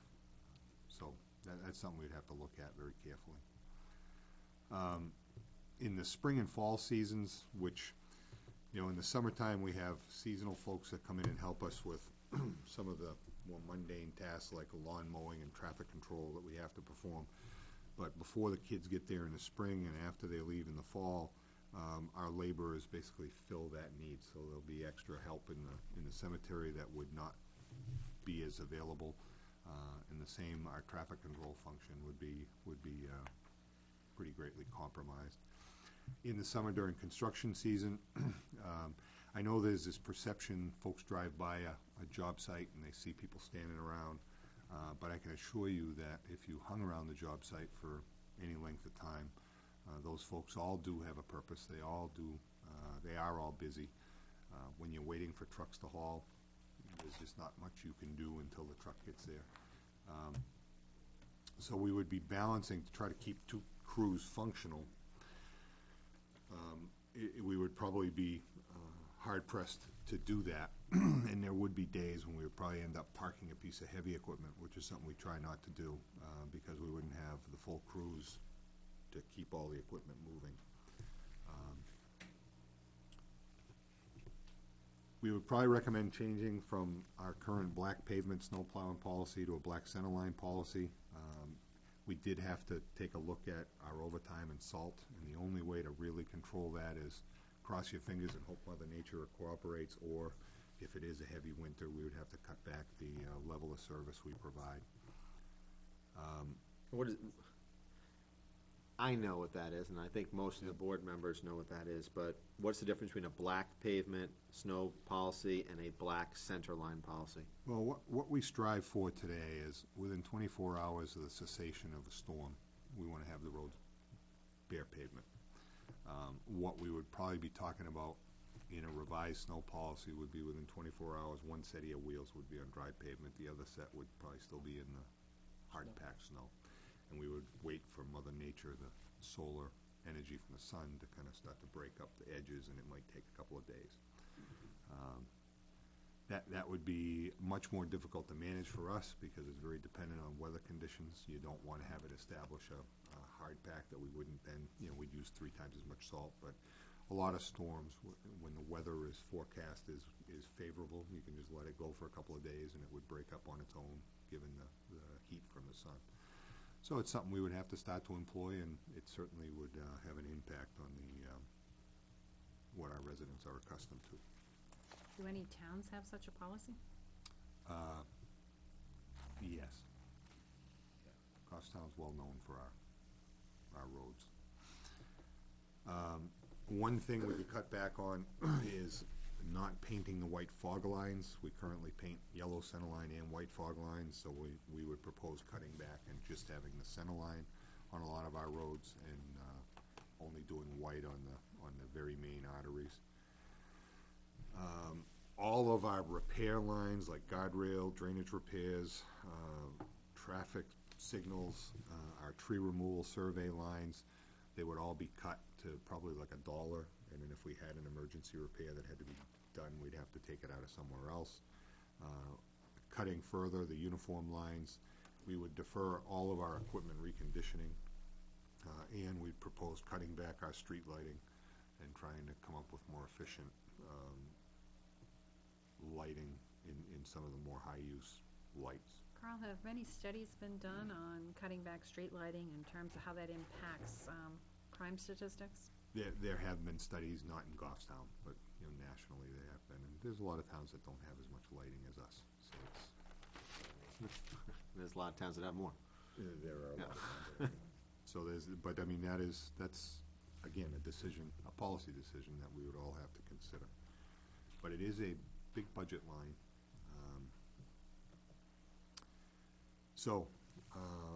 Getting to solid waste operations. This was a difficult one because, as I said before, it's a very efficient operation. So really, we had to get into cutting services in this one. Just to tell the board, we did look at, and we looked long and hard at it, going to something we've talked in the past about an every other week collection. And after really kind of trying to put that together and think it through, we're not sure that the capacity of our equipment nor the transfer station could handle picking up 2 weeks worth of trash in 1 week. And we also started to really think about the health impacts of letting trash pile up, because our hauling capacity to get it from our transfer station to the end destination would also be impacted. So it was, I think, as a matter of public health, we decided not even to put that forward.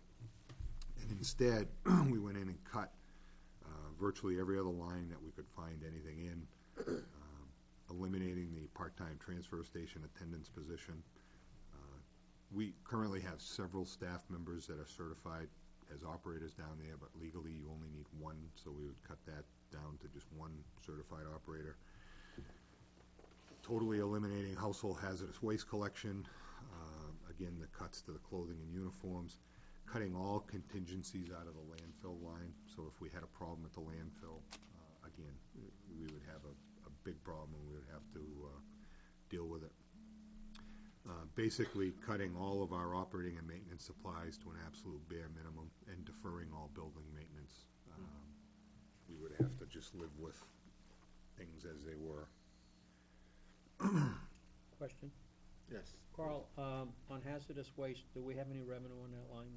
Don't we have some revenue? We get, when it's available, we get state revenue, but it's not a very reliable revenue source. But is there we do get revenue annually? I don't think we've had anybody get, the only time someone has to pay is if they exceed, I think it's 100 pounds per year. No, I didn't mean that. Don't we get any, we get no more grants? The grant money, when it's available, we get. But that's what I'm 4,000 or saying. 5,000 a year. Yeah, it's not, sometimes, they take the budget they have available to them, and they divvy it up by the number of communities, so lately, we haven't even been getting the full allocation. But what I meant was if you eliminated the household hazardous waste, then that revenue, in the revenue line, Would has have to to be be reduced. eliminated. Yeah, What is the cost for that? the cost, For the household has the we annual? budget What would you be cutting? 15,000, and it very much depends how much, like last year, I think we spent 6. The year before that, we spent closer to 9. So it depends how many people come to see us in the course of a year. Yes, sir. What happens if you do away with this? What are the people's options on getting rid of their It household would go in hazardous? the trash. It would go in the trash, and you'd be subject to fines with No. it being in the trash? No? We, currently, we probably service 200 households a year of the 5,000 in town. I don't think those are the only 200 that deal with household hazardous waste. What was the cost when we were doing the annual or the semi-annual collection days? It was about the same, about 15,000 a year.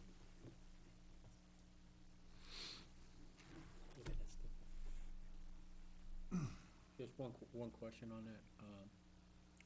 The material that's done that way, that you collect the household hazardous waste, that does not include any of the items that cause the trailers to be rejected?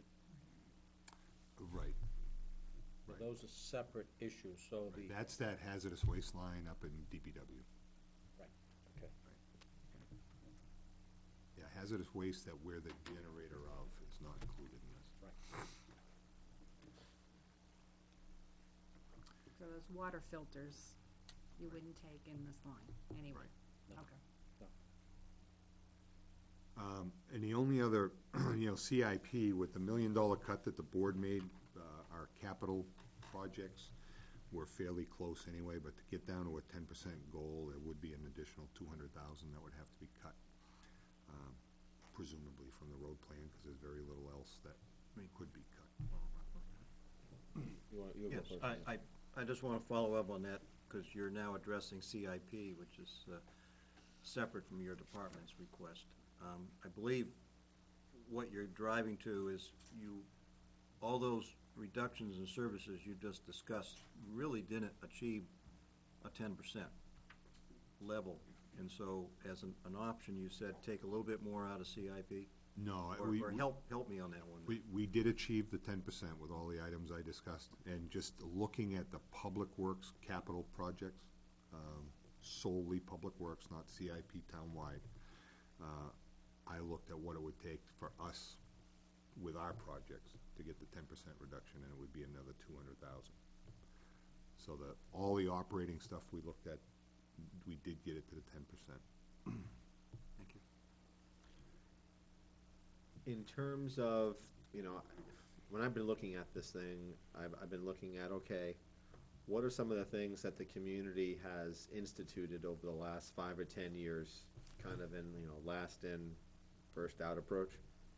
And I look at like something like recycling or curbside garbage pickup, etc. And if you look at surrounding towns like a Bedford, who, they do not have garbage pickup and they do not have recycling pickup. Has that entered into the equation whatsoever in terms of, I know that you've talked about pay to throw, and that was an issue that we talked about like 8 to 10 years ago. Some municipalities have gone that route, but you didn't mention that here. You didn't talk about just not having a curbside garbage pickup. Because I think about this and I say to myself, okay, if we didn't have curbside garbage pickup, then the garbage truck that we wouldn't need. And we wouldn't need someone to go and pick it up. So that would be 2 people, actually, to drive this truck around. But I guess that didn't enter into the equation. We didn't look at it, and I'll tell you why. One, our transfer station is not designed to handle the volume. Bedford has a whole different. Their transfer station was designed for all the residents in town to bring it. Ours was not. Ours was designed for 90% of the material coming in the back of our truck. The other reason, Scott, is Goffstown, and this is strictly a decision you folks would make, but Goffstown was one of the first communities in the state to implement curbside collection, I think all the way back in the 60s. And it was a source of pride for the community to have it. We have always had it. What you're referring to is the single stream and us taking it over from a private vendor. But we've been providing recycling collection since, I think, 89 or 90, and it was very early on in the recycling movement that Goffstown started providing recycling collection. It was just actually a private hauler. The first one was implemented by the Rotary. Yeah. Rotary Club, on behalf of, in conjunction with the town. Right. So it's an item that, it was my feeling that, though, yes, you could achieve significant savings, because obviously the equipment's very expensive, it's expensive to run, it's expensive to maintain. I'm not sure, and I don't know as though I have the time or the wherewithal to do it, but if you did a mass balance of all 5,000 households driving to the transfer station every week, and what that would cost our residents in time and gas money and wear and tear to do, I'm not so sure they'd save any money there either. Well, they could do it when they're driving their kids to school without Yeah. using the buses. Oh, I'm sorry, that's counterproductive too. Didn't we translate that into dollars, I want to say a year or two ago, because there was that question of independent versus us, and I know that, if I remember correctly, it came up much more effective to utilize DPW than it would be to go outside, because we went through that exercise, and I don't know if I forget the dollar figure per household, but it wasn't it just in the hundreds to have. It was Yeah, far, hundreds. it's far I less mean, it expensive than. wasn't even something you would. Right. It would. I thought Fred You would Fled, think or about. the Solid Waste Commission did a study on that, and it was far less expensive under our current situation than a community such as a Bedford, where you might have to hire a private hauler Right. to pick up your trash and recyclables. But also I was trying to translate, I think it came out in hundreds, don't quote me, Oh, maybe you it know is, the number. yeah. That if you as a resident, it wouldn't make any sense to do it bring it upon yourself. Never mind the benefits of a recycling program, et cetera. Yeah, one of the folks that works with us lives in Bedford, and I think they told me they pay $60 a month for a private Yeah. hauler, and they don't have recycling, that's just for. I have a relative lives in Bedford, and she's one of the few in her community doesn't have the commercial pickup because of that. It's Yeah. the monthly cost, and they just go to the, The neighbor's Transfer. garbage can. No. they just go to the transfer point, or, the dump, once a week. Bless you. Excuse me. So Carl, we have three, you gave us the org chart. We have 3 solid waste truck drivers? Yeah, there's the two, got one driving the curbside trash truck. Right. One on the curbside recycling truck, and the third one is the guy hauling all the trailers. Okay, so Mass who's the or truck man. driver on this? The truck driver. Yeah, it says here, Give a 1 truck scale driver house at the bottom. operator, 3 solid waste truck drivers, Oh, 1. that's an editing error. Okay. I had started to break it apart and Okay. to show who. So would there's be a talking. solid waste operator, that's the person who's moving the stuff around. Yep. Okay, and then truck driver should take out. Yeah. Right? And there's a 1 laborer. What does that 1 laborer do? Oh, I'm sorry. The truck driver and laborer are, that org chart is when we created the utility. Superintendent. So that truck driver and laborer are the guys on the VACCON truck. They really work under the utility superintendent. Okay. The laborer and truck driver Yeah. Okay. vacuum. Yeah, Okay. those are actually highway employees. Okay, but so they're under. they're the ones doing the cleaning out, the Yeah. culverts and the catch basins Exactly. and all that stuff. Okay. Yep. And which is the part-time It- operator?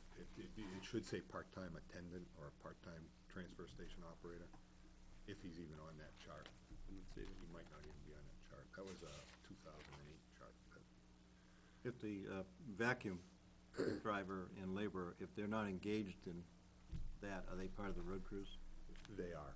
But And or on the plow route or something like that. we really, whenever the weather is warm enough that the water won't freeze on that truck, it's running, because it takes us almost every warm enough day to get all the drainage and sewer done. So It is.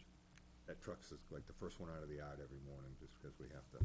Do you know, how many of these structures are we talking about that we have to clean out every year? Oh, well, drainage structures. Obviously, it's in the hundreds, but. Thousands. Drainage structures, I think we're up between 12 and 1,500. Okay. And the sewer lines, we try to do a third of the system. And the sewer lines is not only the structures, you gotta clean the pipes as well, so they run up the pipes. That's miles and miles of pipe and structures, and we do that system in thirds, so every 3 years we're getting around to it. And one of the questions that I had was, and we have been looking at the fees that we charge for different things. What we charge for disposal of waste, I know that it has to be, has to cover our costs, et cetera, but have we revisited that in terms of, are we charging an amount that is appropriate for, disposal of garbage or household waste? I think that would be a Contractor waste. worthwhile thing to look at again. It's been a few years since Okay. we've looked at it. And I know our commercial rate we've looked at, and our commercial rate is okay. Okay. But our residential rate is something we should look at. Carl, is there anybody else that's not listed on this org chart? I don't think I have a copy in front of me, but I had looked at it before I put it in your packet. I think it's okay.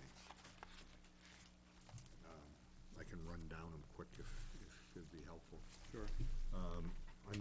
Under Public Works Operations. Carl, you can use mine. Oh, okay.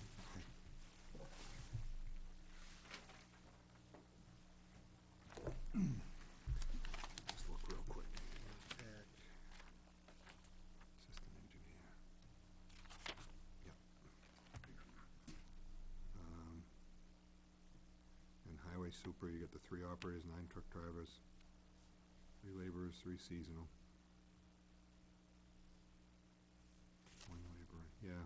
No, I think this is accurate. Which one are the back? So the only one missing that I can see on here is the part-time transfer station operator. The truck driver is the VACON. Yeah, the truck driver and laborer at the bottom of that utility superintendent, those are the VACON, that's the VACON crew. So when you talk about trying to achieve the 10%, it would be, you said it was that mechanic. The mechanic, the mechanic helper / operator would move back over to highway, Gotcha. and 2 of the laborers would have to be Okay. eliminated. Do we receive any reimbursement on the salary side from the sewer commission? Sewer, we do.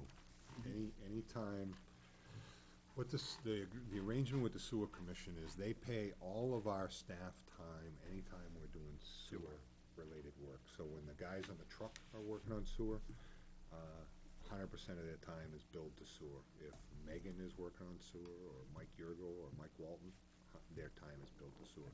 So they reimburse us that staff time 100%. At the end of the year, any cost associated with the vac truck, I think 25%, no, it's 50% of the maintenance cost. That's both labor and materials. They reimburse us 50% on. The capital cost of that truck, I think, was 25%, was the agreement. And that agreement goes back, we have a signed agreement with them back like to the 80s. And also a pickup truck? Yeah, the pickup truck they paid for 100%. They're kind of saying the next time it needs to be replaced, it might be out of turn. That'll be negotiated when that time comes. So that's something that we may have to take a look at in the future in terms of, if we're still, if sewer is using that truck 25% of the time, then that makes sense. But if they're using it more or less, that might get negotiated out. Okay.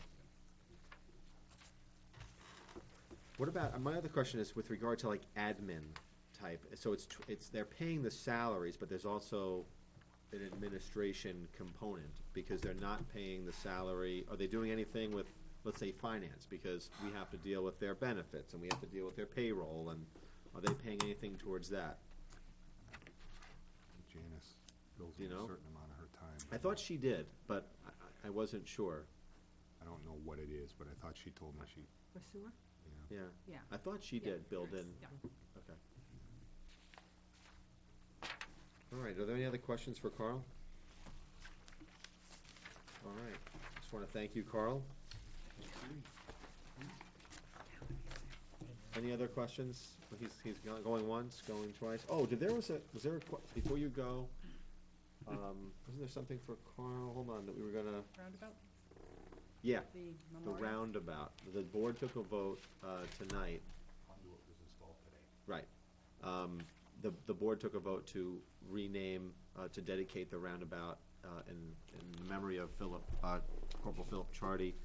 And Kent Nolan is going to work with your department to make sure that anything that might be necessary is, so if there's anything that comes up, I think Kent had mentioned something about there's some lines that might go through, whether a flagpole is a good idea, a bad idea, that type of thing, because that's what, Phil, you were mentioning in terms of site, By site distance. site distance. The is- position of a memorial stone and plaque Right.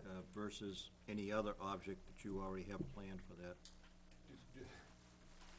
Just so the board knows, we really didn't plan anything, because the garden club has stepped right up and said they will take care of that center just like they did in Grassmere, so I haven't seen what they have planned, but I know they were working with John Karanikis on some kind of stone wall in there, and I did make Gene Walker aware that we'd had been contacted by the American Legion, so they're aware of that. Still going to be a water service in the middle. Yep. There is a water service, and And Gene will decide where the watering trough gets placed. yes, yeah. And just as a preemptive strike, some of our vendors stepped up today just to make sure there was a conduit there in case we need it, so. It was, I'd like to just acknowledge the company that did it. It was Henniker Horizontal. Henniker Horizontal Boring Yeah, boring. did the boring of the conduit and donated the conduit, and Delory dug the pits for them on either side, and neither contractor is gonna charge us for any of that work. So, Should send a thank you. Yeah, we'll send a thank you letter to both of them. Could I ask a question? Is that conduit for electrical service? if we need to put electrical Now- in there, it'll be there. While you're here, can you give us, again, any latest update on any of these projects? I know we didn't have that here, but since you're Yeah. here. As the board, what you folks kind of graciously approved us moving forward with that change order, and we had a big meeting last week, and I just got a schedule from them today, and it looks like they're shooting for mid-November, having everything done. We're working on a plan right now.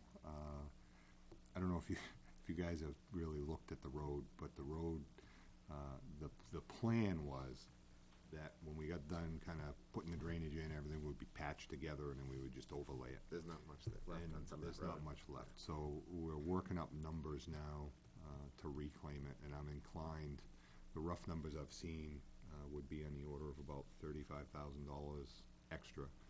We have that contingency that we had set up for extras for these projects.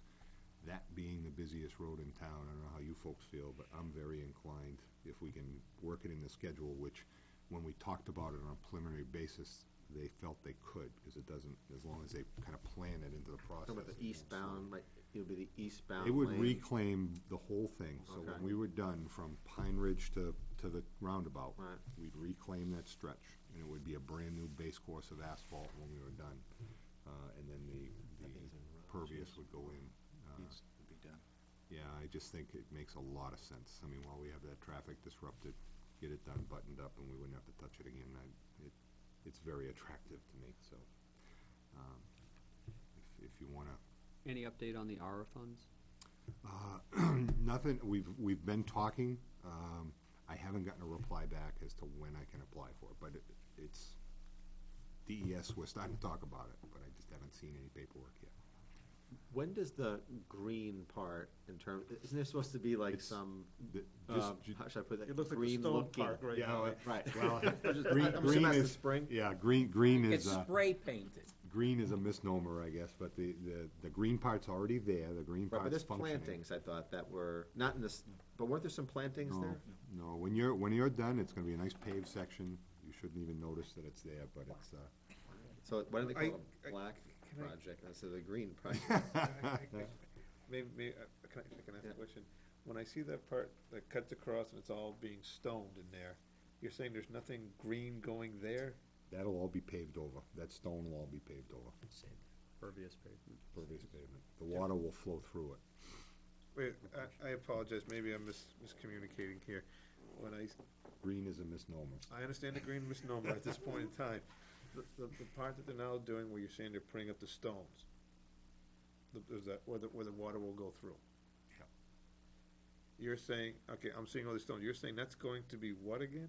Well, it'll be paved over with pervious pavement. No, You know what I'm saying. Are you I'm aware of two talking about different the spots. drainage It's like a ditch riprap, Yeah. yeah. beside Oh, the not the driveway? riprap. No, Oh, yeah. he's talking about Oh, the drainage okay. ditch. Drainage You're talking part. about the drainage ditch? Yes. I'm sorry. Okay, I apologize, Yes. I mean, All right, I I thought you thought were talking about the stone in the because I road. thought that was, I thought that was going to have Planting. That will have planting. Okay, all right, or will, all right, okay, that's where I That- was. That's not really, that's just conventional drainage over there. The Yeah, green okay. drainage part is You up can in understand when you were Salt saying paving, I'm saying, where's those, okay. Okay, and we also, I saw some construction barrels that are near the retaining wall, Yes, and I'm assuming that's gonna start soon? week, I believe. Okay, It's supposed to start next week. and will that have an impact on traffic? It shouldn't have much, probably during the demolition phase of it, but once they get the new curbing installed, it shouldn't have much impact on, because the work will be set back Okay. away from the edge of the road, so. Yeah, And I had an opportunity to talk to the, are they called masons doing the stonework? Probably. Yes. It's a family firm, Yeah. father and two sons, building a vertical wall along the driveway with a drainage ditch. And they're the same ones that'll be working for Delory on the, Right. replacing the stone wall along Mass Road. Nick, you wanna? Carl, on the pervious pavement, that requires a little bit more maintenance. Does your budget next year include that? Is it a significant? I'm hoping it's not significant. Our generosity with the city of Manchester to work with them on their single stream recycling is hopefully gonna take care of our sweeping of those shoulders, because the city has a vacuum sweeper that will do that just fine. So at least until we figure out what's involved, our plan is to rent or borrow or buy the operator lunch or whatever it takes to get that city sweeper over here a few times a year to do the pervious pavement. Thank you.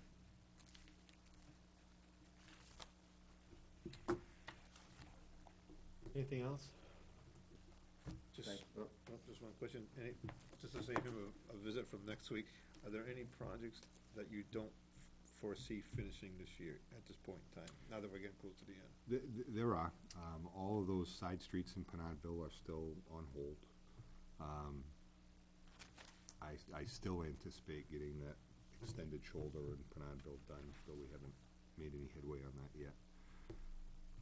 Other than that, I think we're on track to get everything else done. I can't think of any off the top of my head that'll be a problem. What will happen with the funding for those sidewalks in Penardville? Plan? Well, the plan is, our contract for all of that work, paving and stuff, allows us to encumber the money, and what I would hope is we would encumber it and just do them next spring, as soon as we can get there. Our contract even extends the pricing, well, the pricing has that adjustment clause in it, but the date of the contract is good until we go out to bid next year, so we can get them in early spring to get all that done. I'm just curious, has there been any discussion between businesses on Mast Road amongst board members, or Carl, that you're aware of? Because I know that we had some issues. We talked to the sewer commission about having more frequent updates. I know that I talked to Sam at Pizza Market. I know he got one of the flyers. I've talked to Bill Surratt. Said things are slowly improving. Has anybody heard anything that we need to relay with regard to that? Just wanted to make sure that even though it's not our project, it's still something that we have to stay on top of, as it does impact the town. Yeah. We're good there? Sewer commissioner told me that police, Goffstown PD was doing an excellent job. Anything else? All right, we're good, thank you. Thank you all. Recess? Yeah, what I'd like to do is have a short recess. Then, since Jen Foley said she was gonna be here, I thought it would be 8, maybe am I incorrect, anyone? Is it 8 or 8:15? You had the Yeah. conversation with your spouse. Right. We're prepared to go. She's not speaking, so that's. Yeah, she's the chair though, and I I thought, quite honestly, that she would have conveyed that to the trustees, so. She told us that 8:30 that it would be 8:30 on Friday night, but then I know that there was confusion in the front office there, and we thought we were still on. Do what you gotta do. Okay. We're ready. I think what we'll do is this then, is let's take a short recess. We'll then go in, I'll take a motion now to go into non-public session, so we can and then as soon as she gets here, just knock on the door, and then we'll take it. We will be here definitely by 8:30 or earlier, depending upon when you knock on the door. So if I can get because we have two issues of non-public that are pretty quick, right? They deal with legal, right? So if I can get a motion to go into non-public session, we'll take a 5-minute recess. We'll go into non-public in the other room. You can stay here, so we're gonna go in the other room. We go into the other room. You can stay there. Yep. And Could you leave the deck of cards? Motion to go into non-public under RSA 91A:3, Roman numeral 2, subparagraph E. seconded by Selectman Devanza. All those in favor? Aye. Aye. Roll call. Yes. Yes. Yes. Yes, okay, good. Thank you, Andrew. We are resuming our meeting. The board just had a brief session of non-public session, and our last order of business is a discussion with the library director and the trustees regarding their budget for 2011. So, Diane and the trustee or trustees who are presenting. We want to thank you for having us in and accept our apologies for requiring us to have 2 visits. We were working under some conflicting direction and expectations for last week, which resulted in lost time for both our boards, and for that, we are truly and deeply apologetic. Diane's handing out, we're going to go through real quick review of stuff that we did before, just to get us solid. One more for Phil. I walked my bike down. So we have one branch to serve the entire town, Pinardville, Goffstown, Village, and Grasmere. We're currently open 6 days a week. We offer programming and assistance to all the constituencies, which means children, pre-literate and school age, teens, preteens, kids in school, kids who are no longer in school and trying to find their way through, adults, families, senior citizens, and we do provide service to homebound residents. We remain actively involved in organizations working for the betterment of the community, as well as organizations to promote improved efficiency and library service in the region and in the state. Last year, we cut 4 operational hours for the current 2010 budget cycle, moving from 3 open nights a week to 2 open nights a week as a cost savings effort. One item to bear in mind as you go through looking at everything is that we are one building with 3 floors and plenty of nooks and crannies. We have no security cameras, no theft alarms. We have doors that are wide open to any citizen of anywhere, and staff presence is critical for that safety in all those areas. We haven't been able to figure out a way to effectively close off any part of that building to just do a partial opening. We're either open or we're not. We have a staffing chart. Did you pass that? Okay. The staffing chart is the schematic that you requested. A 17-hour position was left unfilled in 2009 in consideration of last year's budget crunch. We realigned remaining employees. We reduced our operational hours, as I said. We changed some of our program. The director fills a Saturday rotation along with employees. She fills sick time and missing time along with other employees. We have put efficiencies in place to streamline our personnel to the bone. There is no open personnel place. The last new position was added more than 8 years ago, and that position was a part-time summer aide to assist with children's programming.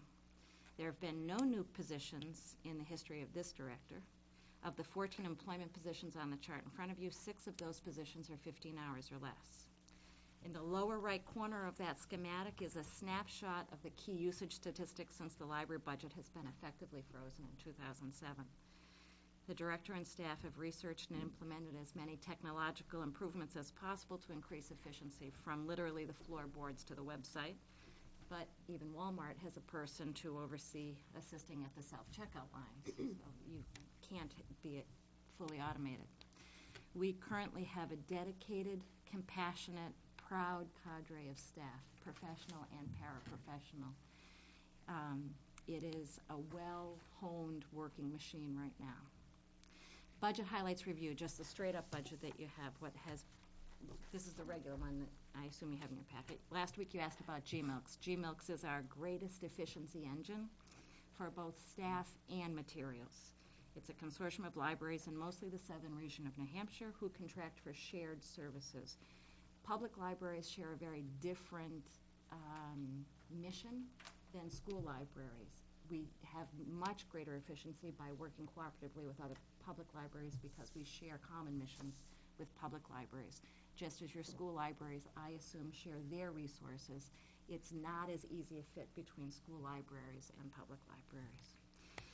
Our participation in GMILCs allows residents access to neighboring library collections, collegiate and public, SNU and St. A's. New England College and New Hampshire Institute of Art. It allows for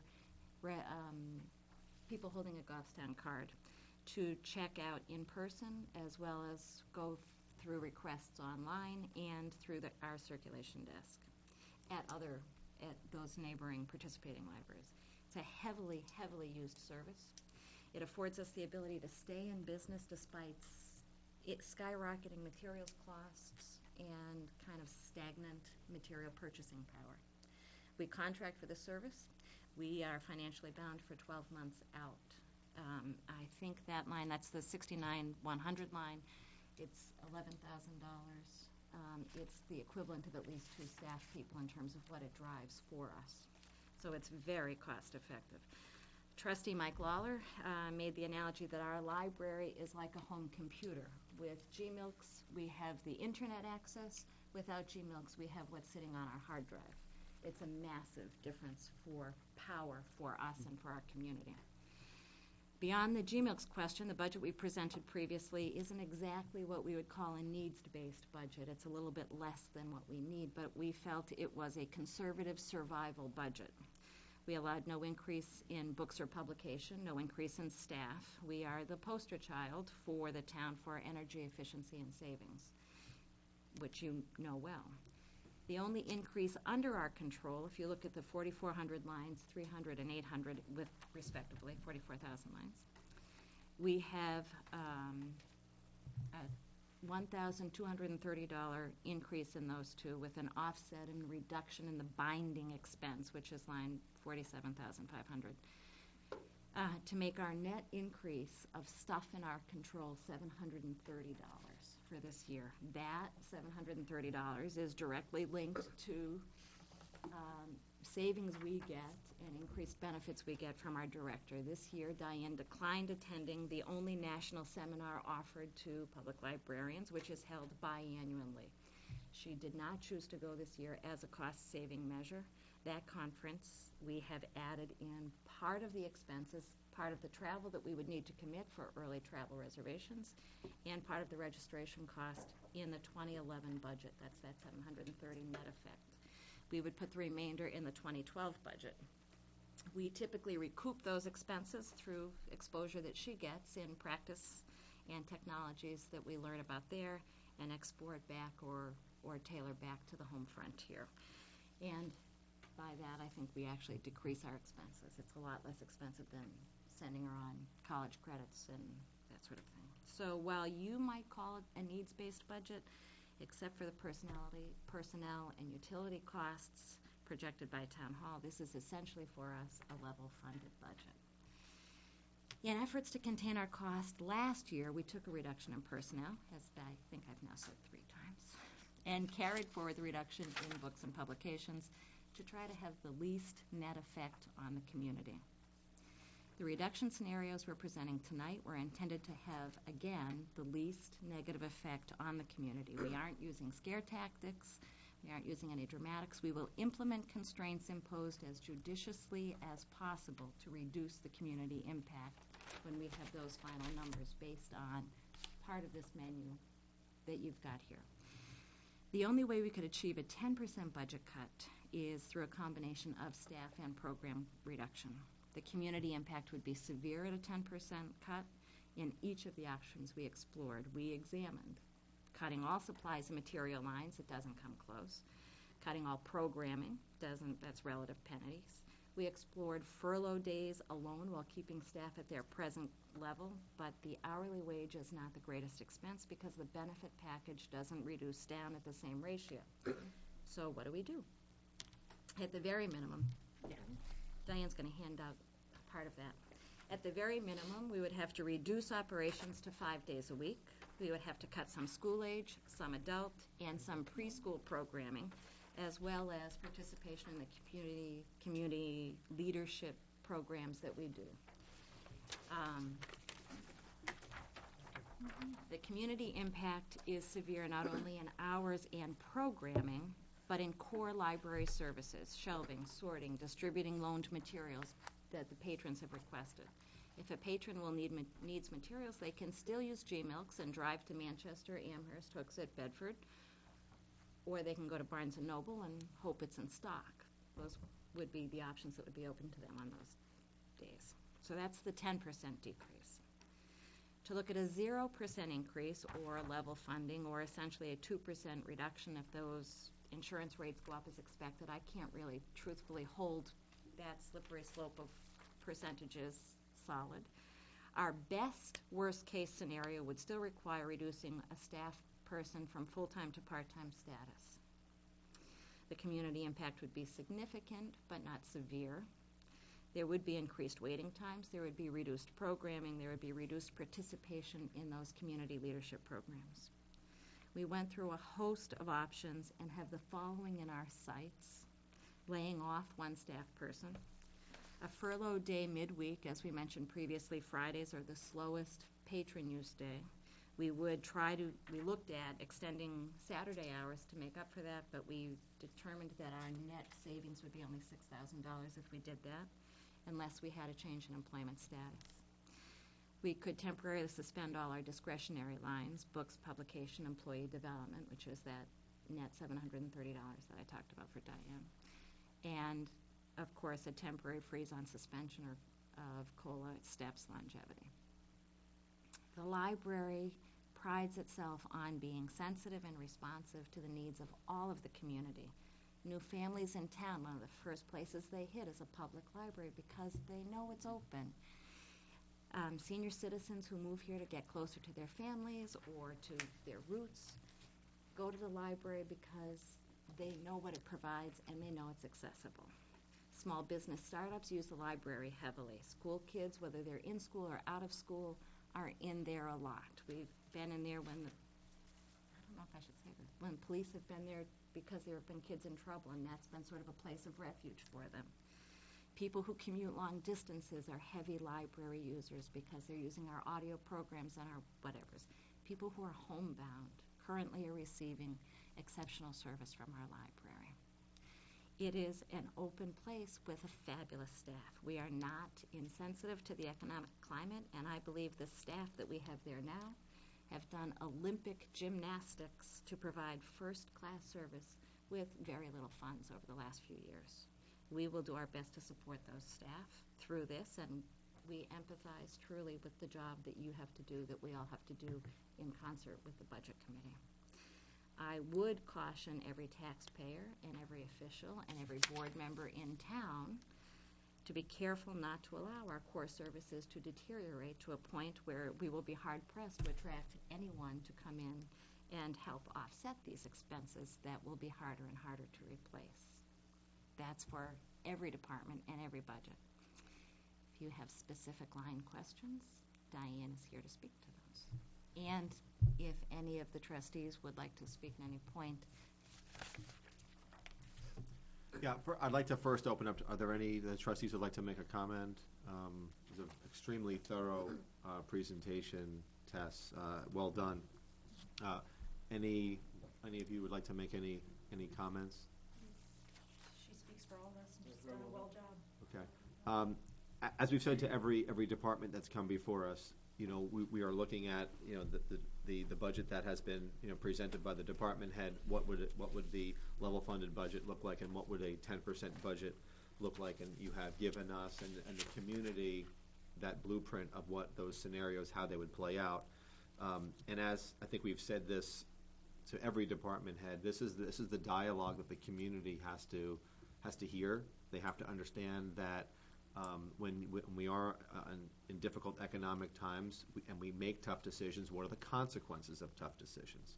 And what is the community willing to do? Because in our form of government, yes, the the trustees make recommendations, the Board of Selectmen make recommendations, the Budget Committee develops budgets, but they don't do that in a vacuum. They have to do that knowing what the community wants, and I would urge those of you who are watching on television to be part of that process as the budget, gets formulated. It is somewhat unfortunate. I rarely, I don't know about the other selectmen, but I rarely get emails or telephone calls from people regarding services that are impacted. And I know this might sound crazy, but I rarely get emails from people about their taxes. Now, I'm not saying that I want you to go and flood my email, but if you want to communicate with me, you can. I do get it about traffic, and I do get it about some other things, but I don't necessarily, get it about that. So for us, as a board, and I'm sure you know this because you represent the community as well, a lot of times we hear what a certain group of people are saying, but there is also a huge component of our community that is somewhat silent. And it's hard to make decisions when you don't necessarily know what your entire community wants. And I think most of us around the table have a good understanding of that the community trusts us to make the decisions on their behalf. But then again, I personally would like to get more input from folks. So if those of you who are out there, after you've heard the presentation from the library and or you've heard the presentation tonight from DPW, let me know what let me know what you feel about these the direction of where you want this board to go, because we're going to be making these decisions over the next couple of weeks. And where should those emails be sent? We have town email addresses. You can go to the town's website at Goffstown. yeah. If you go to www.goffstown. I'm serious. There's a link on the website. There's a link on the So you just go website. to Administration and Board of Selectmen, and their name is there, and you just click on the link, and it goes right Right there. now, the other thing that I'm going to insist on at the Budget Committee level is that the Budget Committee's email addresses, and for that matter, all of our elected officials should have email addresses so that they can be, whether that be planning or anybody that's elected, should trust. I believe I don't control you folks, nor do I want to, but we are all elected. We are all elected, and we all. It's not just the Board of Selectmen that has to hear some of these things. And I know when I was a member of the school board, my email was on there. But I do believe that as I believe that people should be able to express their opinions to you regarding library issues. I believe that people should express their opinions to Budget Committee members or Planning Board members or any of these elected positions. And I do want to hear what folks are thinking. And unfortunately, we don't get a whole lot. I try to solicit that when I talk to folks, but we don't always get. I can't speak for the rest of the board, but Scott, one thing I know they want is pie, and that will be November 13th at Smart Hall, $2 a slice. And I do have a formal announcement with regard to that. Nick Camposano has volunteered to have a pie thrown in. No, tonight. Truthfully, I did speak with the superintendent of schools, and the school board chair have volunteered to auction off a pie being thrown in their face for the pie night. Yes, they did. And I also have volunteered, and I'm waiting for the vice chair to also kind of step up. We'll see. Selectman Pierce, you're in? For It's a good cause. the pumpkin weekend coming up soon, I've been drafted to be a pie taster judge. Is that Well, you could think of it the something- same way. You'd be tasting You taste the whole pie. That's the penultimate pie experience. Yeah. We Right, are the yeah. ultimate pie Yeah. experience. So this in a few weeks, this is just a training course for Yes. yours. For the- Yes. Exactly. We're not limited to just pumpkin, let me tell you. But are there any questions from board members? I believe, before I get to Nick, this is, I think, exactly what the board, and I think what And- Carl delivered also was kind of exactly what we had requested. And we had this, Okay, but we did have some mixed signals. that's fine. That's fine. Nick, you had a... Just a quick question. I'll start off by saying I do agree with you that the library performs an essential service for the community. And sometimes it's a catch-22 because you're going out there and trying to get people to become card holders, but that drives up your usage. Well, one of the questions that I have is, and this isn't something you may be able to answer tonight, but maybe you can get the answer, is what percentage or how many non-resident card holders do we have? We have 52 fee-based card holders, if that's the question. People who pay to be members of the library. I think it was at 52 when I checked. So they would be non-residents that pay to... Non-residents that pay to belong to our library because of our service. And how does our fee compare with other communities? Are we charging enough to cover the usage? I have not compared it. It's pretty similar, though. The last time that we had this roundtable discussion at one of our GMILKs meeting, we compared notes there. It's typically based on what would be an equitable amount as far as the taxpayer, what the taxpayer would pay in Goffstown. That's how it's usually based. And the last time I figured it out, the average taxpayer pays about $32 a year for the library. So we charge $35 a year. And that has not changed in years. It's been that way since before my time. So, and that's me figuring out the $32, not finance, so just a caveat there for my numbers. And I understand that would be a function of the trustees to set Right, and those, not this board. But I was just Yeah.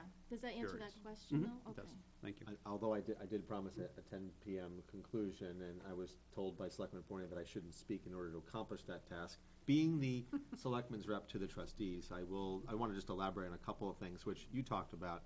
In terms of efficiencies, there's been a lot of different things that have gone on at the library, and I'm proud to say that I think the library is a very efficiently and well-run department. Whether it be self-checkout, GMILKs, you name it, there's a lot. We talk about regionalization a lot of times, and we do that with mutual aid on fire. We do different things in terms of regionalization, but GMILKs is I thought that was a perfect analogy that Mike had offered. Gives us the ability to do so much more with a limited amount of money. Energy efficiency, what some may not know in their communities, is radiant floor heating in the children's area, which saves a considerable amount of money. And there's been a lot of different approaches, to things that have kept the cost down and offered a very wide array of service. And if I may, I do want to brag a little bit about our library in terms of libraries. In my opinion, they're changing. It was I think 50 years ago it was a place where books were kept. And people met, I guess, in magazines and periodicals. And with the advent of the internet, the library, I think, has really transformed itself. It's a place where people come together. Yes, it has all the different types of media. It would be books or audio sources, media files, you name it. But it's a place where people meet, and it's a place where that is a hub of our community, due to a lot of the outreach programs. So it's an important fabric, I think, of what the community is. And I'm not saying I believe Parks and Rec is, and I think the services that we provide to all these departments are. So as we go through this, my last pitch is to the community. Please let us know, what you want. And I remember I got a copy from. I'm going to close by saying this. What matters to Goffstown is what we need to know. What matters to you is a very important thing for us to make decisions. And a couple of weeks ago, I got an email from Diane. I couldn't make it because I was out of town, but it was they entered into a grant application. This place matters, and I think it's very important for the community as we go through this budget process. What matters to you? And are the services that you get? How important is it to you? Does it matter? And if it matters to you, then you need to let us know, and you need to let your budget committee members know, and your library or your police department. We can cut 10% from these budgets. We can cut 20%. We can cut 50%. It's just, what are the consequences of those things? Close the library. Correct, and we could close the library. And I think we've heard some of the different things, and there's consequences. That's all I'm saying. But it's very important that we hear from the community, and that the other members, the other key decision makers, hear what the community wants. So I would encourage. I thought you made an excellent presentation, And thank you for giving us the chance twice. and I hope that, again, that dialogue continues, because I don't know where this is going to be headed as we embark on the next 3 to 4 months of the budget, or 5 months in the budget cycle, but I would assume that these conversations are going to continue in the future. I think, though, one of the things that Tess said that was very important, I think that everybody should keep in their mind, is when she commented about the core services. I mean, each department has core services. I'm just looking quickly here at numbers. I mean, because when you talk about 10%, that's really all we're dealing with at this point, are just numbers, the function of the number. You take a department, and how do you resolve 10%? That does not mean that that's a budget that you would come to the selectmen, we can, operate on this, because you're affecting core services. And just roughly looking, I mean, you're looking at 10% at 66,000. We're looking at admin at 220. We're looking at police department about 442,000. A fire department 225, and I don't remember what Parks and Rec is. Okay, but Parks and Rec is looking at pool repairs. Okay, core services. Is the pool a core service of our Parks and Rec department? Okay, one of the prides that we had, as you mentioned, pride of the community. How many communities have 2 pools? That's one thing that's always made Goffstown. You start looking at these, and the thing that's scary when you look at numbers, if you say, well, with the library, and again, we're just dealing with numbers. If you say, well, you know what, instead of your 10%, we'll give you 5. So that leaves 33 that we have to come up with someplace. If you look at administration, and we know some of the stuff admin, you're talking about changing the hours of operation in here. I mean, people are going to come to town hall. I went to register my car, pay my taxes. Town hall is closed. How am I supposed to pay my taxes? Okay? So you say, all right, we're going to do 110. So that leaves you with 110 left. PD, 442. We're looking at 6 officers. We're looking at, that's going to affect detectives. We just got DOJ letter on our detectives. Okay? So let's say you do half of that. So you're still looking at 221,000 to come up. Fire is another 225. So let's say we only give them half. So now we're looking at another 110. Not even Parks and Rec. We saw what Carl came in with, a 10% reduction in public works. Does that mean this money comes out of the road plan? I mean, talk about core services. That's below core services. Are we having our budget deliberation? No, I'm just trying to expand on. I thought it was a very good part and a very important thing for everybody to remember what makes up the core services, because everything that I've heard since I've been a public official, okay, about Goffstown are the core services, what Goffstown has to offer. You start taking away, you start talking about eliminating curbside pickup, you start, this stuff, one pool or no pools. And if I may, and I hear exactly what you're saying, but we're also in uncharted economic times right now, and our job's going to be hard trying to find the balance between what a taxpayer who may have lost their job, is on the verge of losing their home, can afford, and which of those core services we need to preserve. And I think It's a Scott's difficult absolutely balance. right. It needs to be a conversation that's more than just the people who are sitting that can fill Right. 40 seats in a room. It needs to be But in one that of the community and one of the things that any more questions for the library? You are welcome to stay as we wind down. And thank you for an excellent presentation. Thank you very much. Before you moved off the library, were you about to move off the library? I was about to move off the library. We were going to ask at the end about what to expect for the joint presentation. Yeah, I'm gonna Okay, I'm gonna go into that. Okay. Okay. Because part of that, really, I need direction from the board as to how we're going to proceed. We have a few more departments that are going to come before us next week. Parks and Recreation and the police and admin, I believe, are the last 3 that are going to give us and have discussions like we had this evening. From there, I envision the board maybe having a workshop and to try to formulate where we're going. When we have presentations, I envision that the presentation would be done by the department head and the Board of Selectmen representatives, so that Diane, you and I would partner on the presentation. one of the things, and that would be after the board makes a decision, again, this is all my vision, after the board makes a decision as to where we are, in terms of where we're going. So the budget that we're gonna present to the Budget Committee, in my opinion, on the 23rd, will be what does the Board of Selectmen recommend for the budget? That's my vision, I don't know if it's everybody else's vision, and it's between now and then for us to get there, to plug the numbers in. Practical question then. Are we then saying that the department heads will be coming into the budget presentation and agreeing with what we're presenting to the Budget Committee? Because if we're gonna be co-presenting, I would assume we're not presenting two different budgets. We would be presenting the budget that we are recommending, and they would be co-facilitating it. So they would then have to agree with our budget and not presenting their case to the Budget Committee. I present many things that I don't agree with. Oh, no, I just want to be clear with that. But the question And I is, do there's it with not, passion.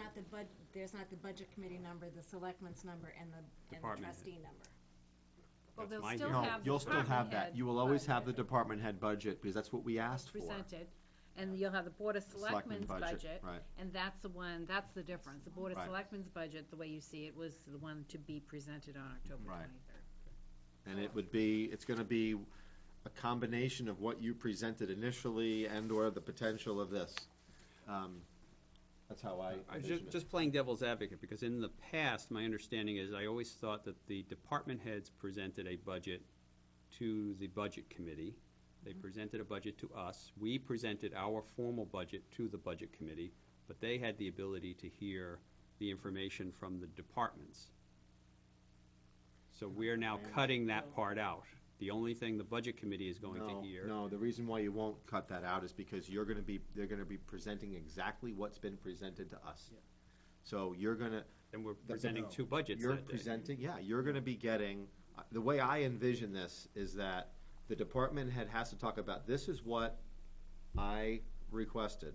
The Board of Selectmen have made the decision to go with X, and this is what we are pursuing to get to that number.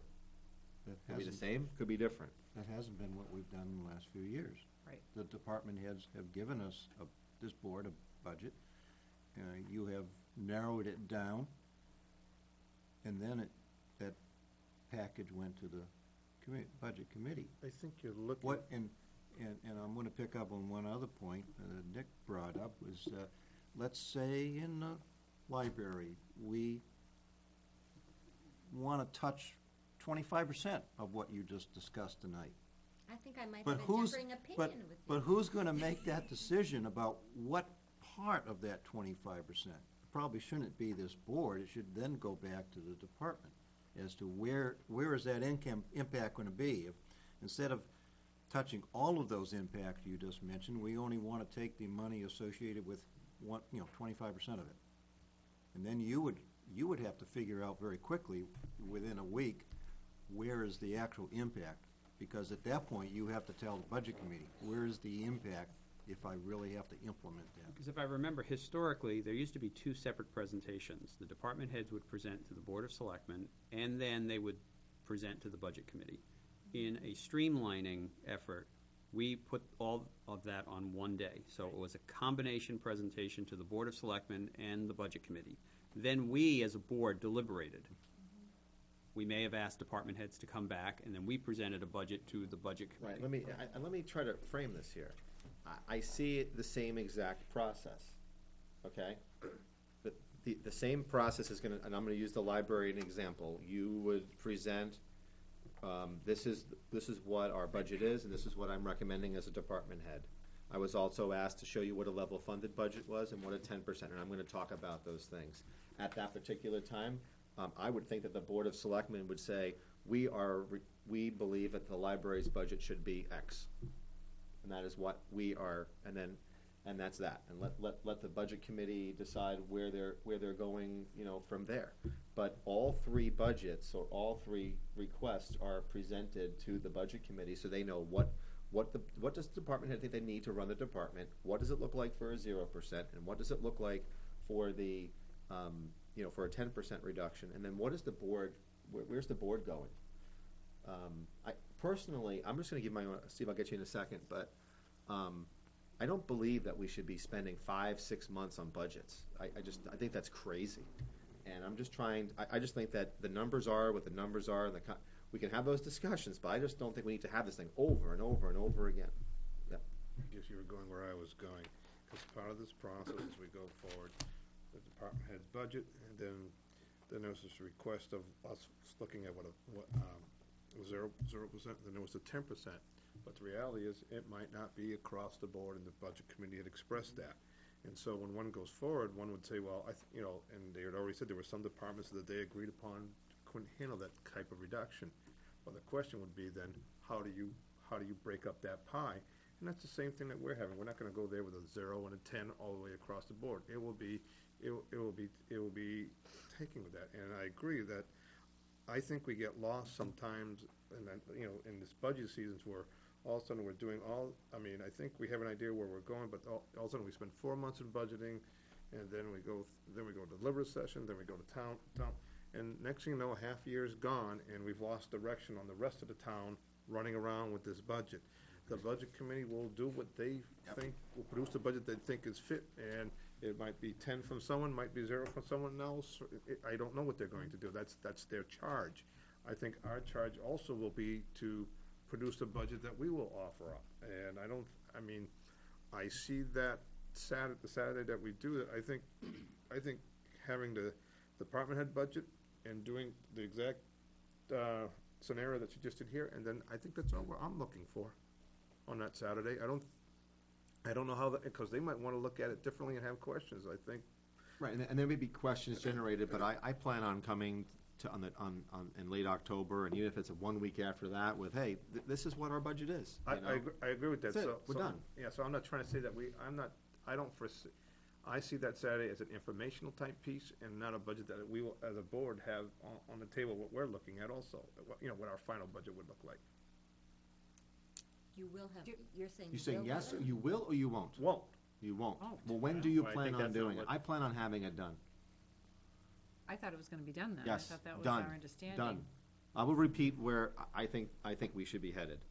We present what the department head believes they need to run the department. We present what it looks like to get to the level funded, and then we present the 10.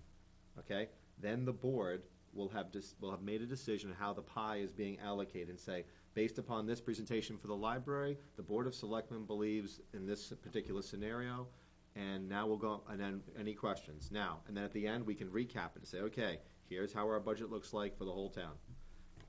And then the budget committee can choose to do what they wish after that.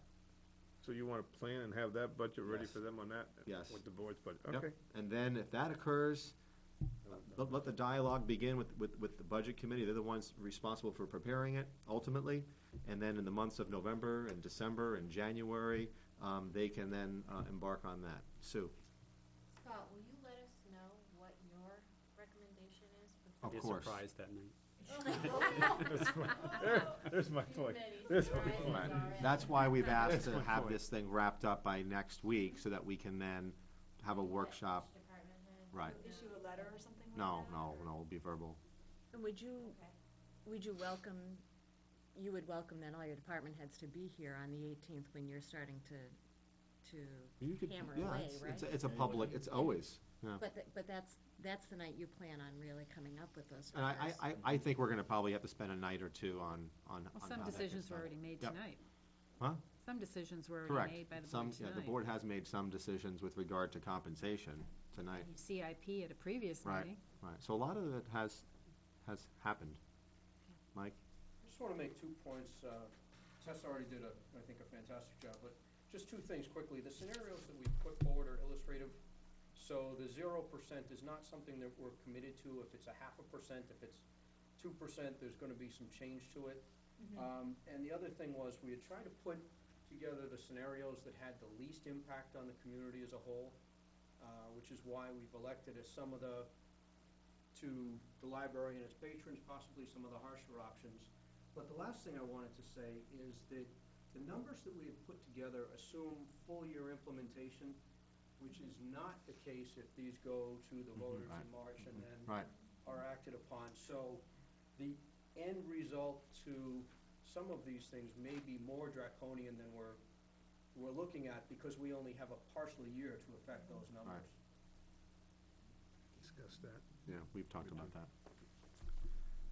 All right, the other thing that I wanted to chat with the board about was that I think it's incumbent upon us to have a 20-minute overview.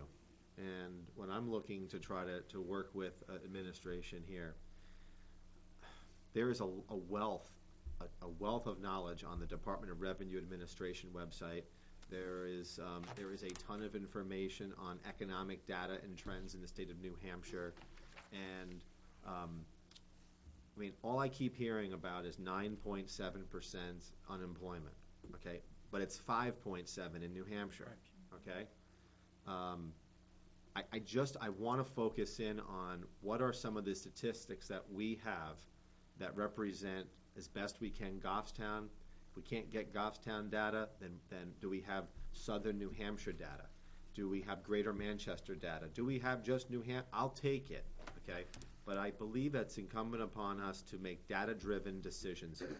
We do not have 9.7% unemployment in New Hampshire. We have 5.7. There are people who may not know what our median household income is. People may not know how many foreclosures we have had in Goffstown in 2010 versus 2009 versus 2008. It's important for us to paint the picture equitably and talking about the good, the bad, and the ugly of this economy. I think that's fair, and I believe that's what this board has to do. There are equalized tax rates that the DRA gives you. There are percentages of how much a community spends on its town services versus its school services. I keep on hearing, when we talk about the tax rate, yeah, we have to have discussions about, what does the school look like? Because we got kind of slapped around a little bit because we weren't sure what the school's tax rate was going to be. And you know what? I believe that's fair criticism. We need to work together with the school, but by the same token, then all that data is important too. What are we spending per pupil at the different schools? What are we spending on special education? And what are the trends there? And what are the trends for our town's tax rate and our town's revenues and the school's tax rate? All of those things, I think, have to be part of this budget presentation to set the foundation. Because I think there's a lot of stuff getting thrown against the wall to see what sticks. And I just want to present. There's a lot of economic data out there that is non-biased, non-partisan, and we're going to throw that out. And we're not going to. I keep on hearing things about the budget keeps doubling and doubling, and my taxes are going to be $80,000 in 20 years. There are revenues that offset your taxes. If I said to Microsoft that their budget would increase by 200,000% since they started, you're like, you're going to fear of God. But if their revenues went up more than that, that's what a business does. Now, we're not like a business in that regard, but what I'm trying to say is we have to look at revenues and budgets, not just look at them exclusively. They do have an interplay. So that's what I plan on working with Sue and Janice to try to come up with a PowerPoint here's where we're at. Look at our tax rates over the last 5 or 10 years, look at health insurance costs, look at wage costs. Just try to give us an overview.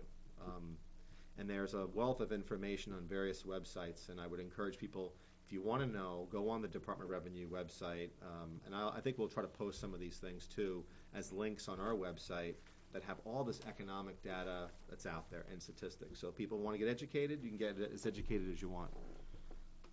Is the board okay with going in that direction? All right. All right, I think that's it for us. Is there any other old business or new business that any member would like to bring forward? Need a motion to adjourn. Motion to adjourn. Second. All those in favor? Aye. Aye. You said it couldn't be done. Can't wait to tell Jan.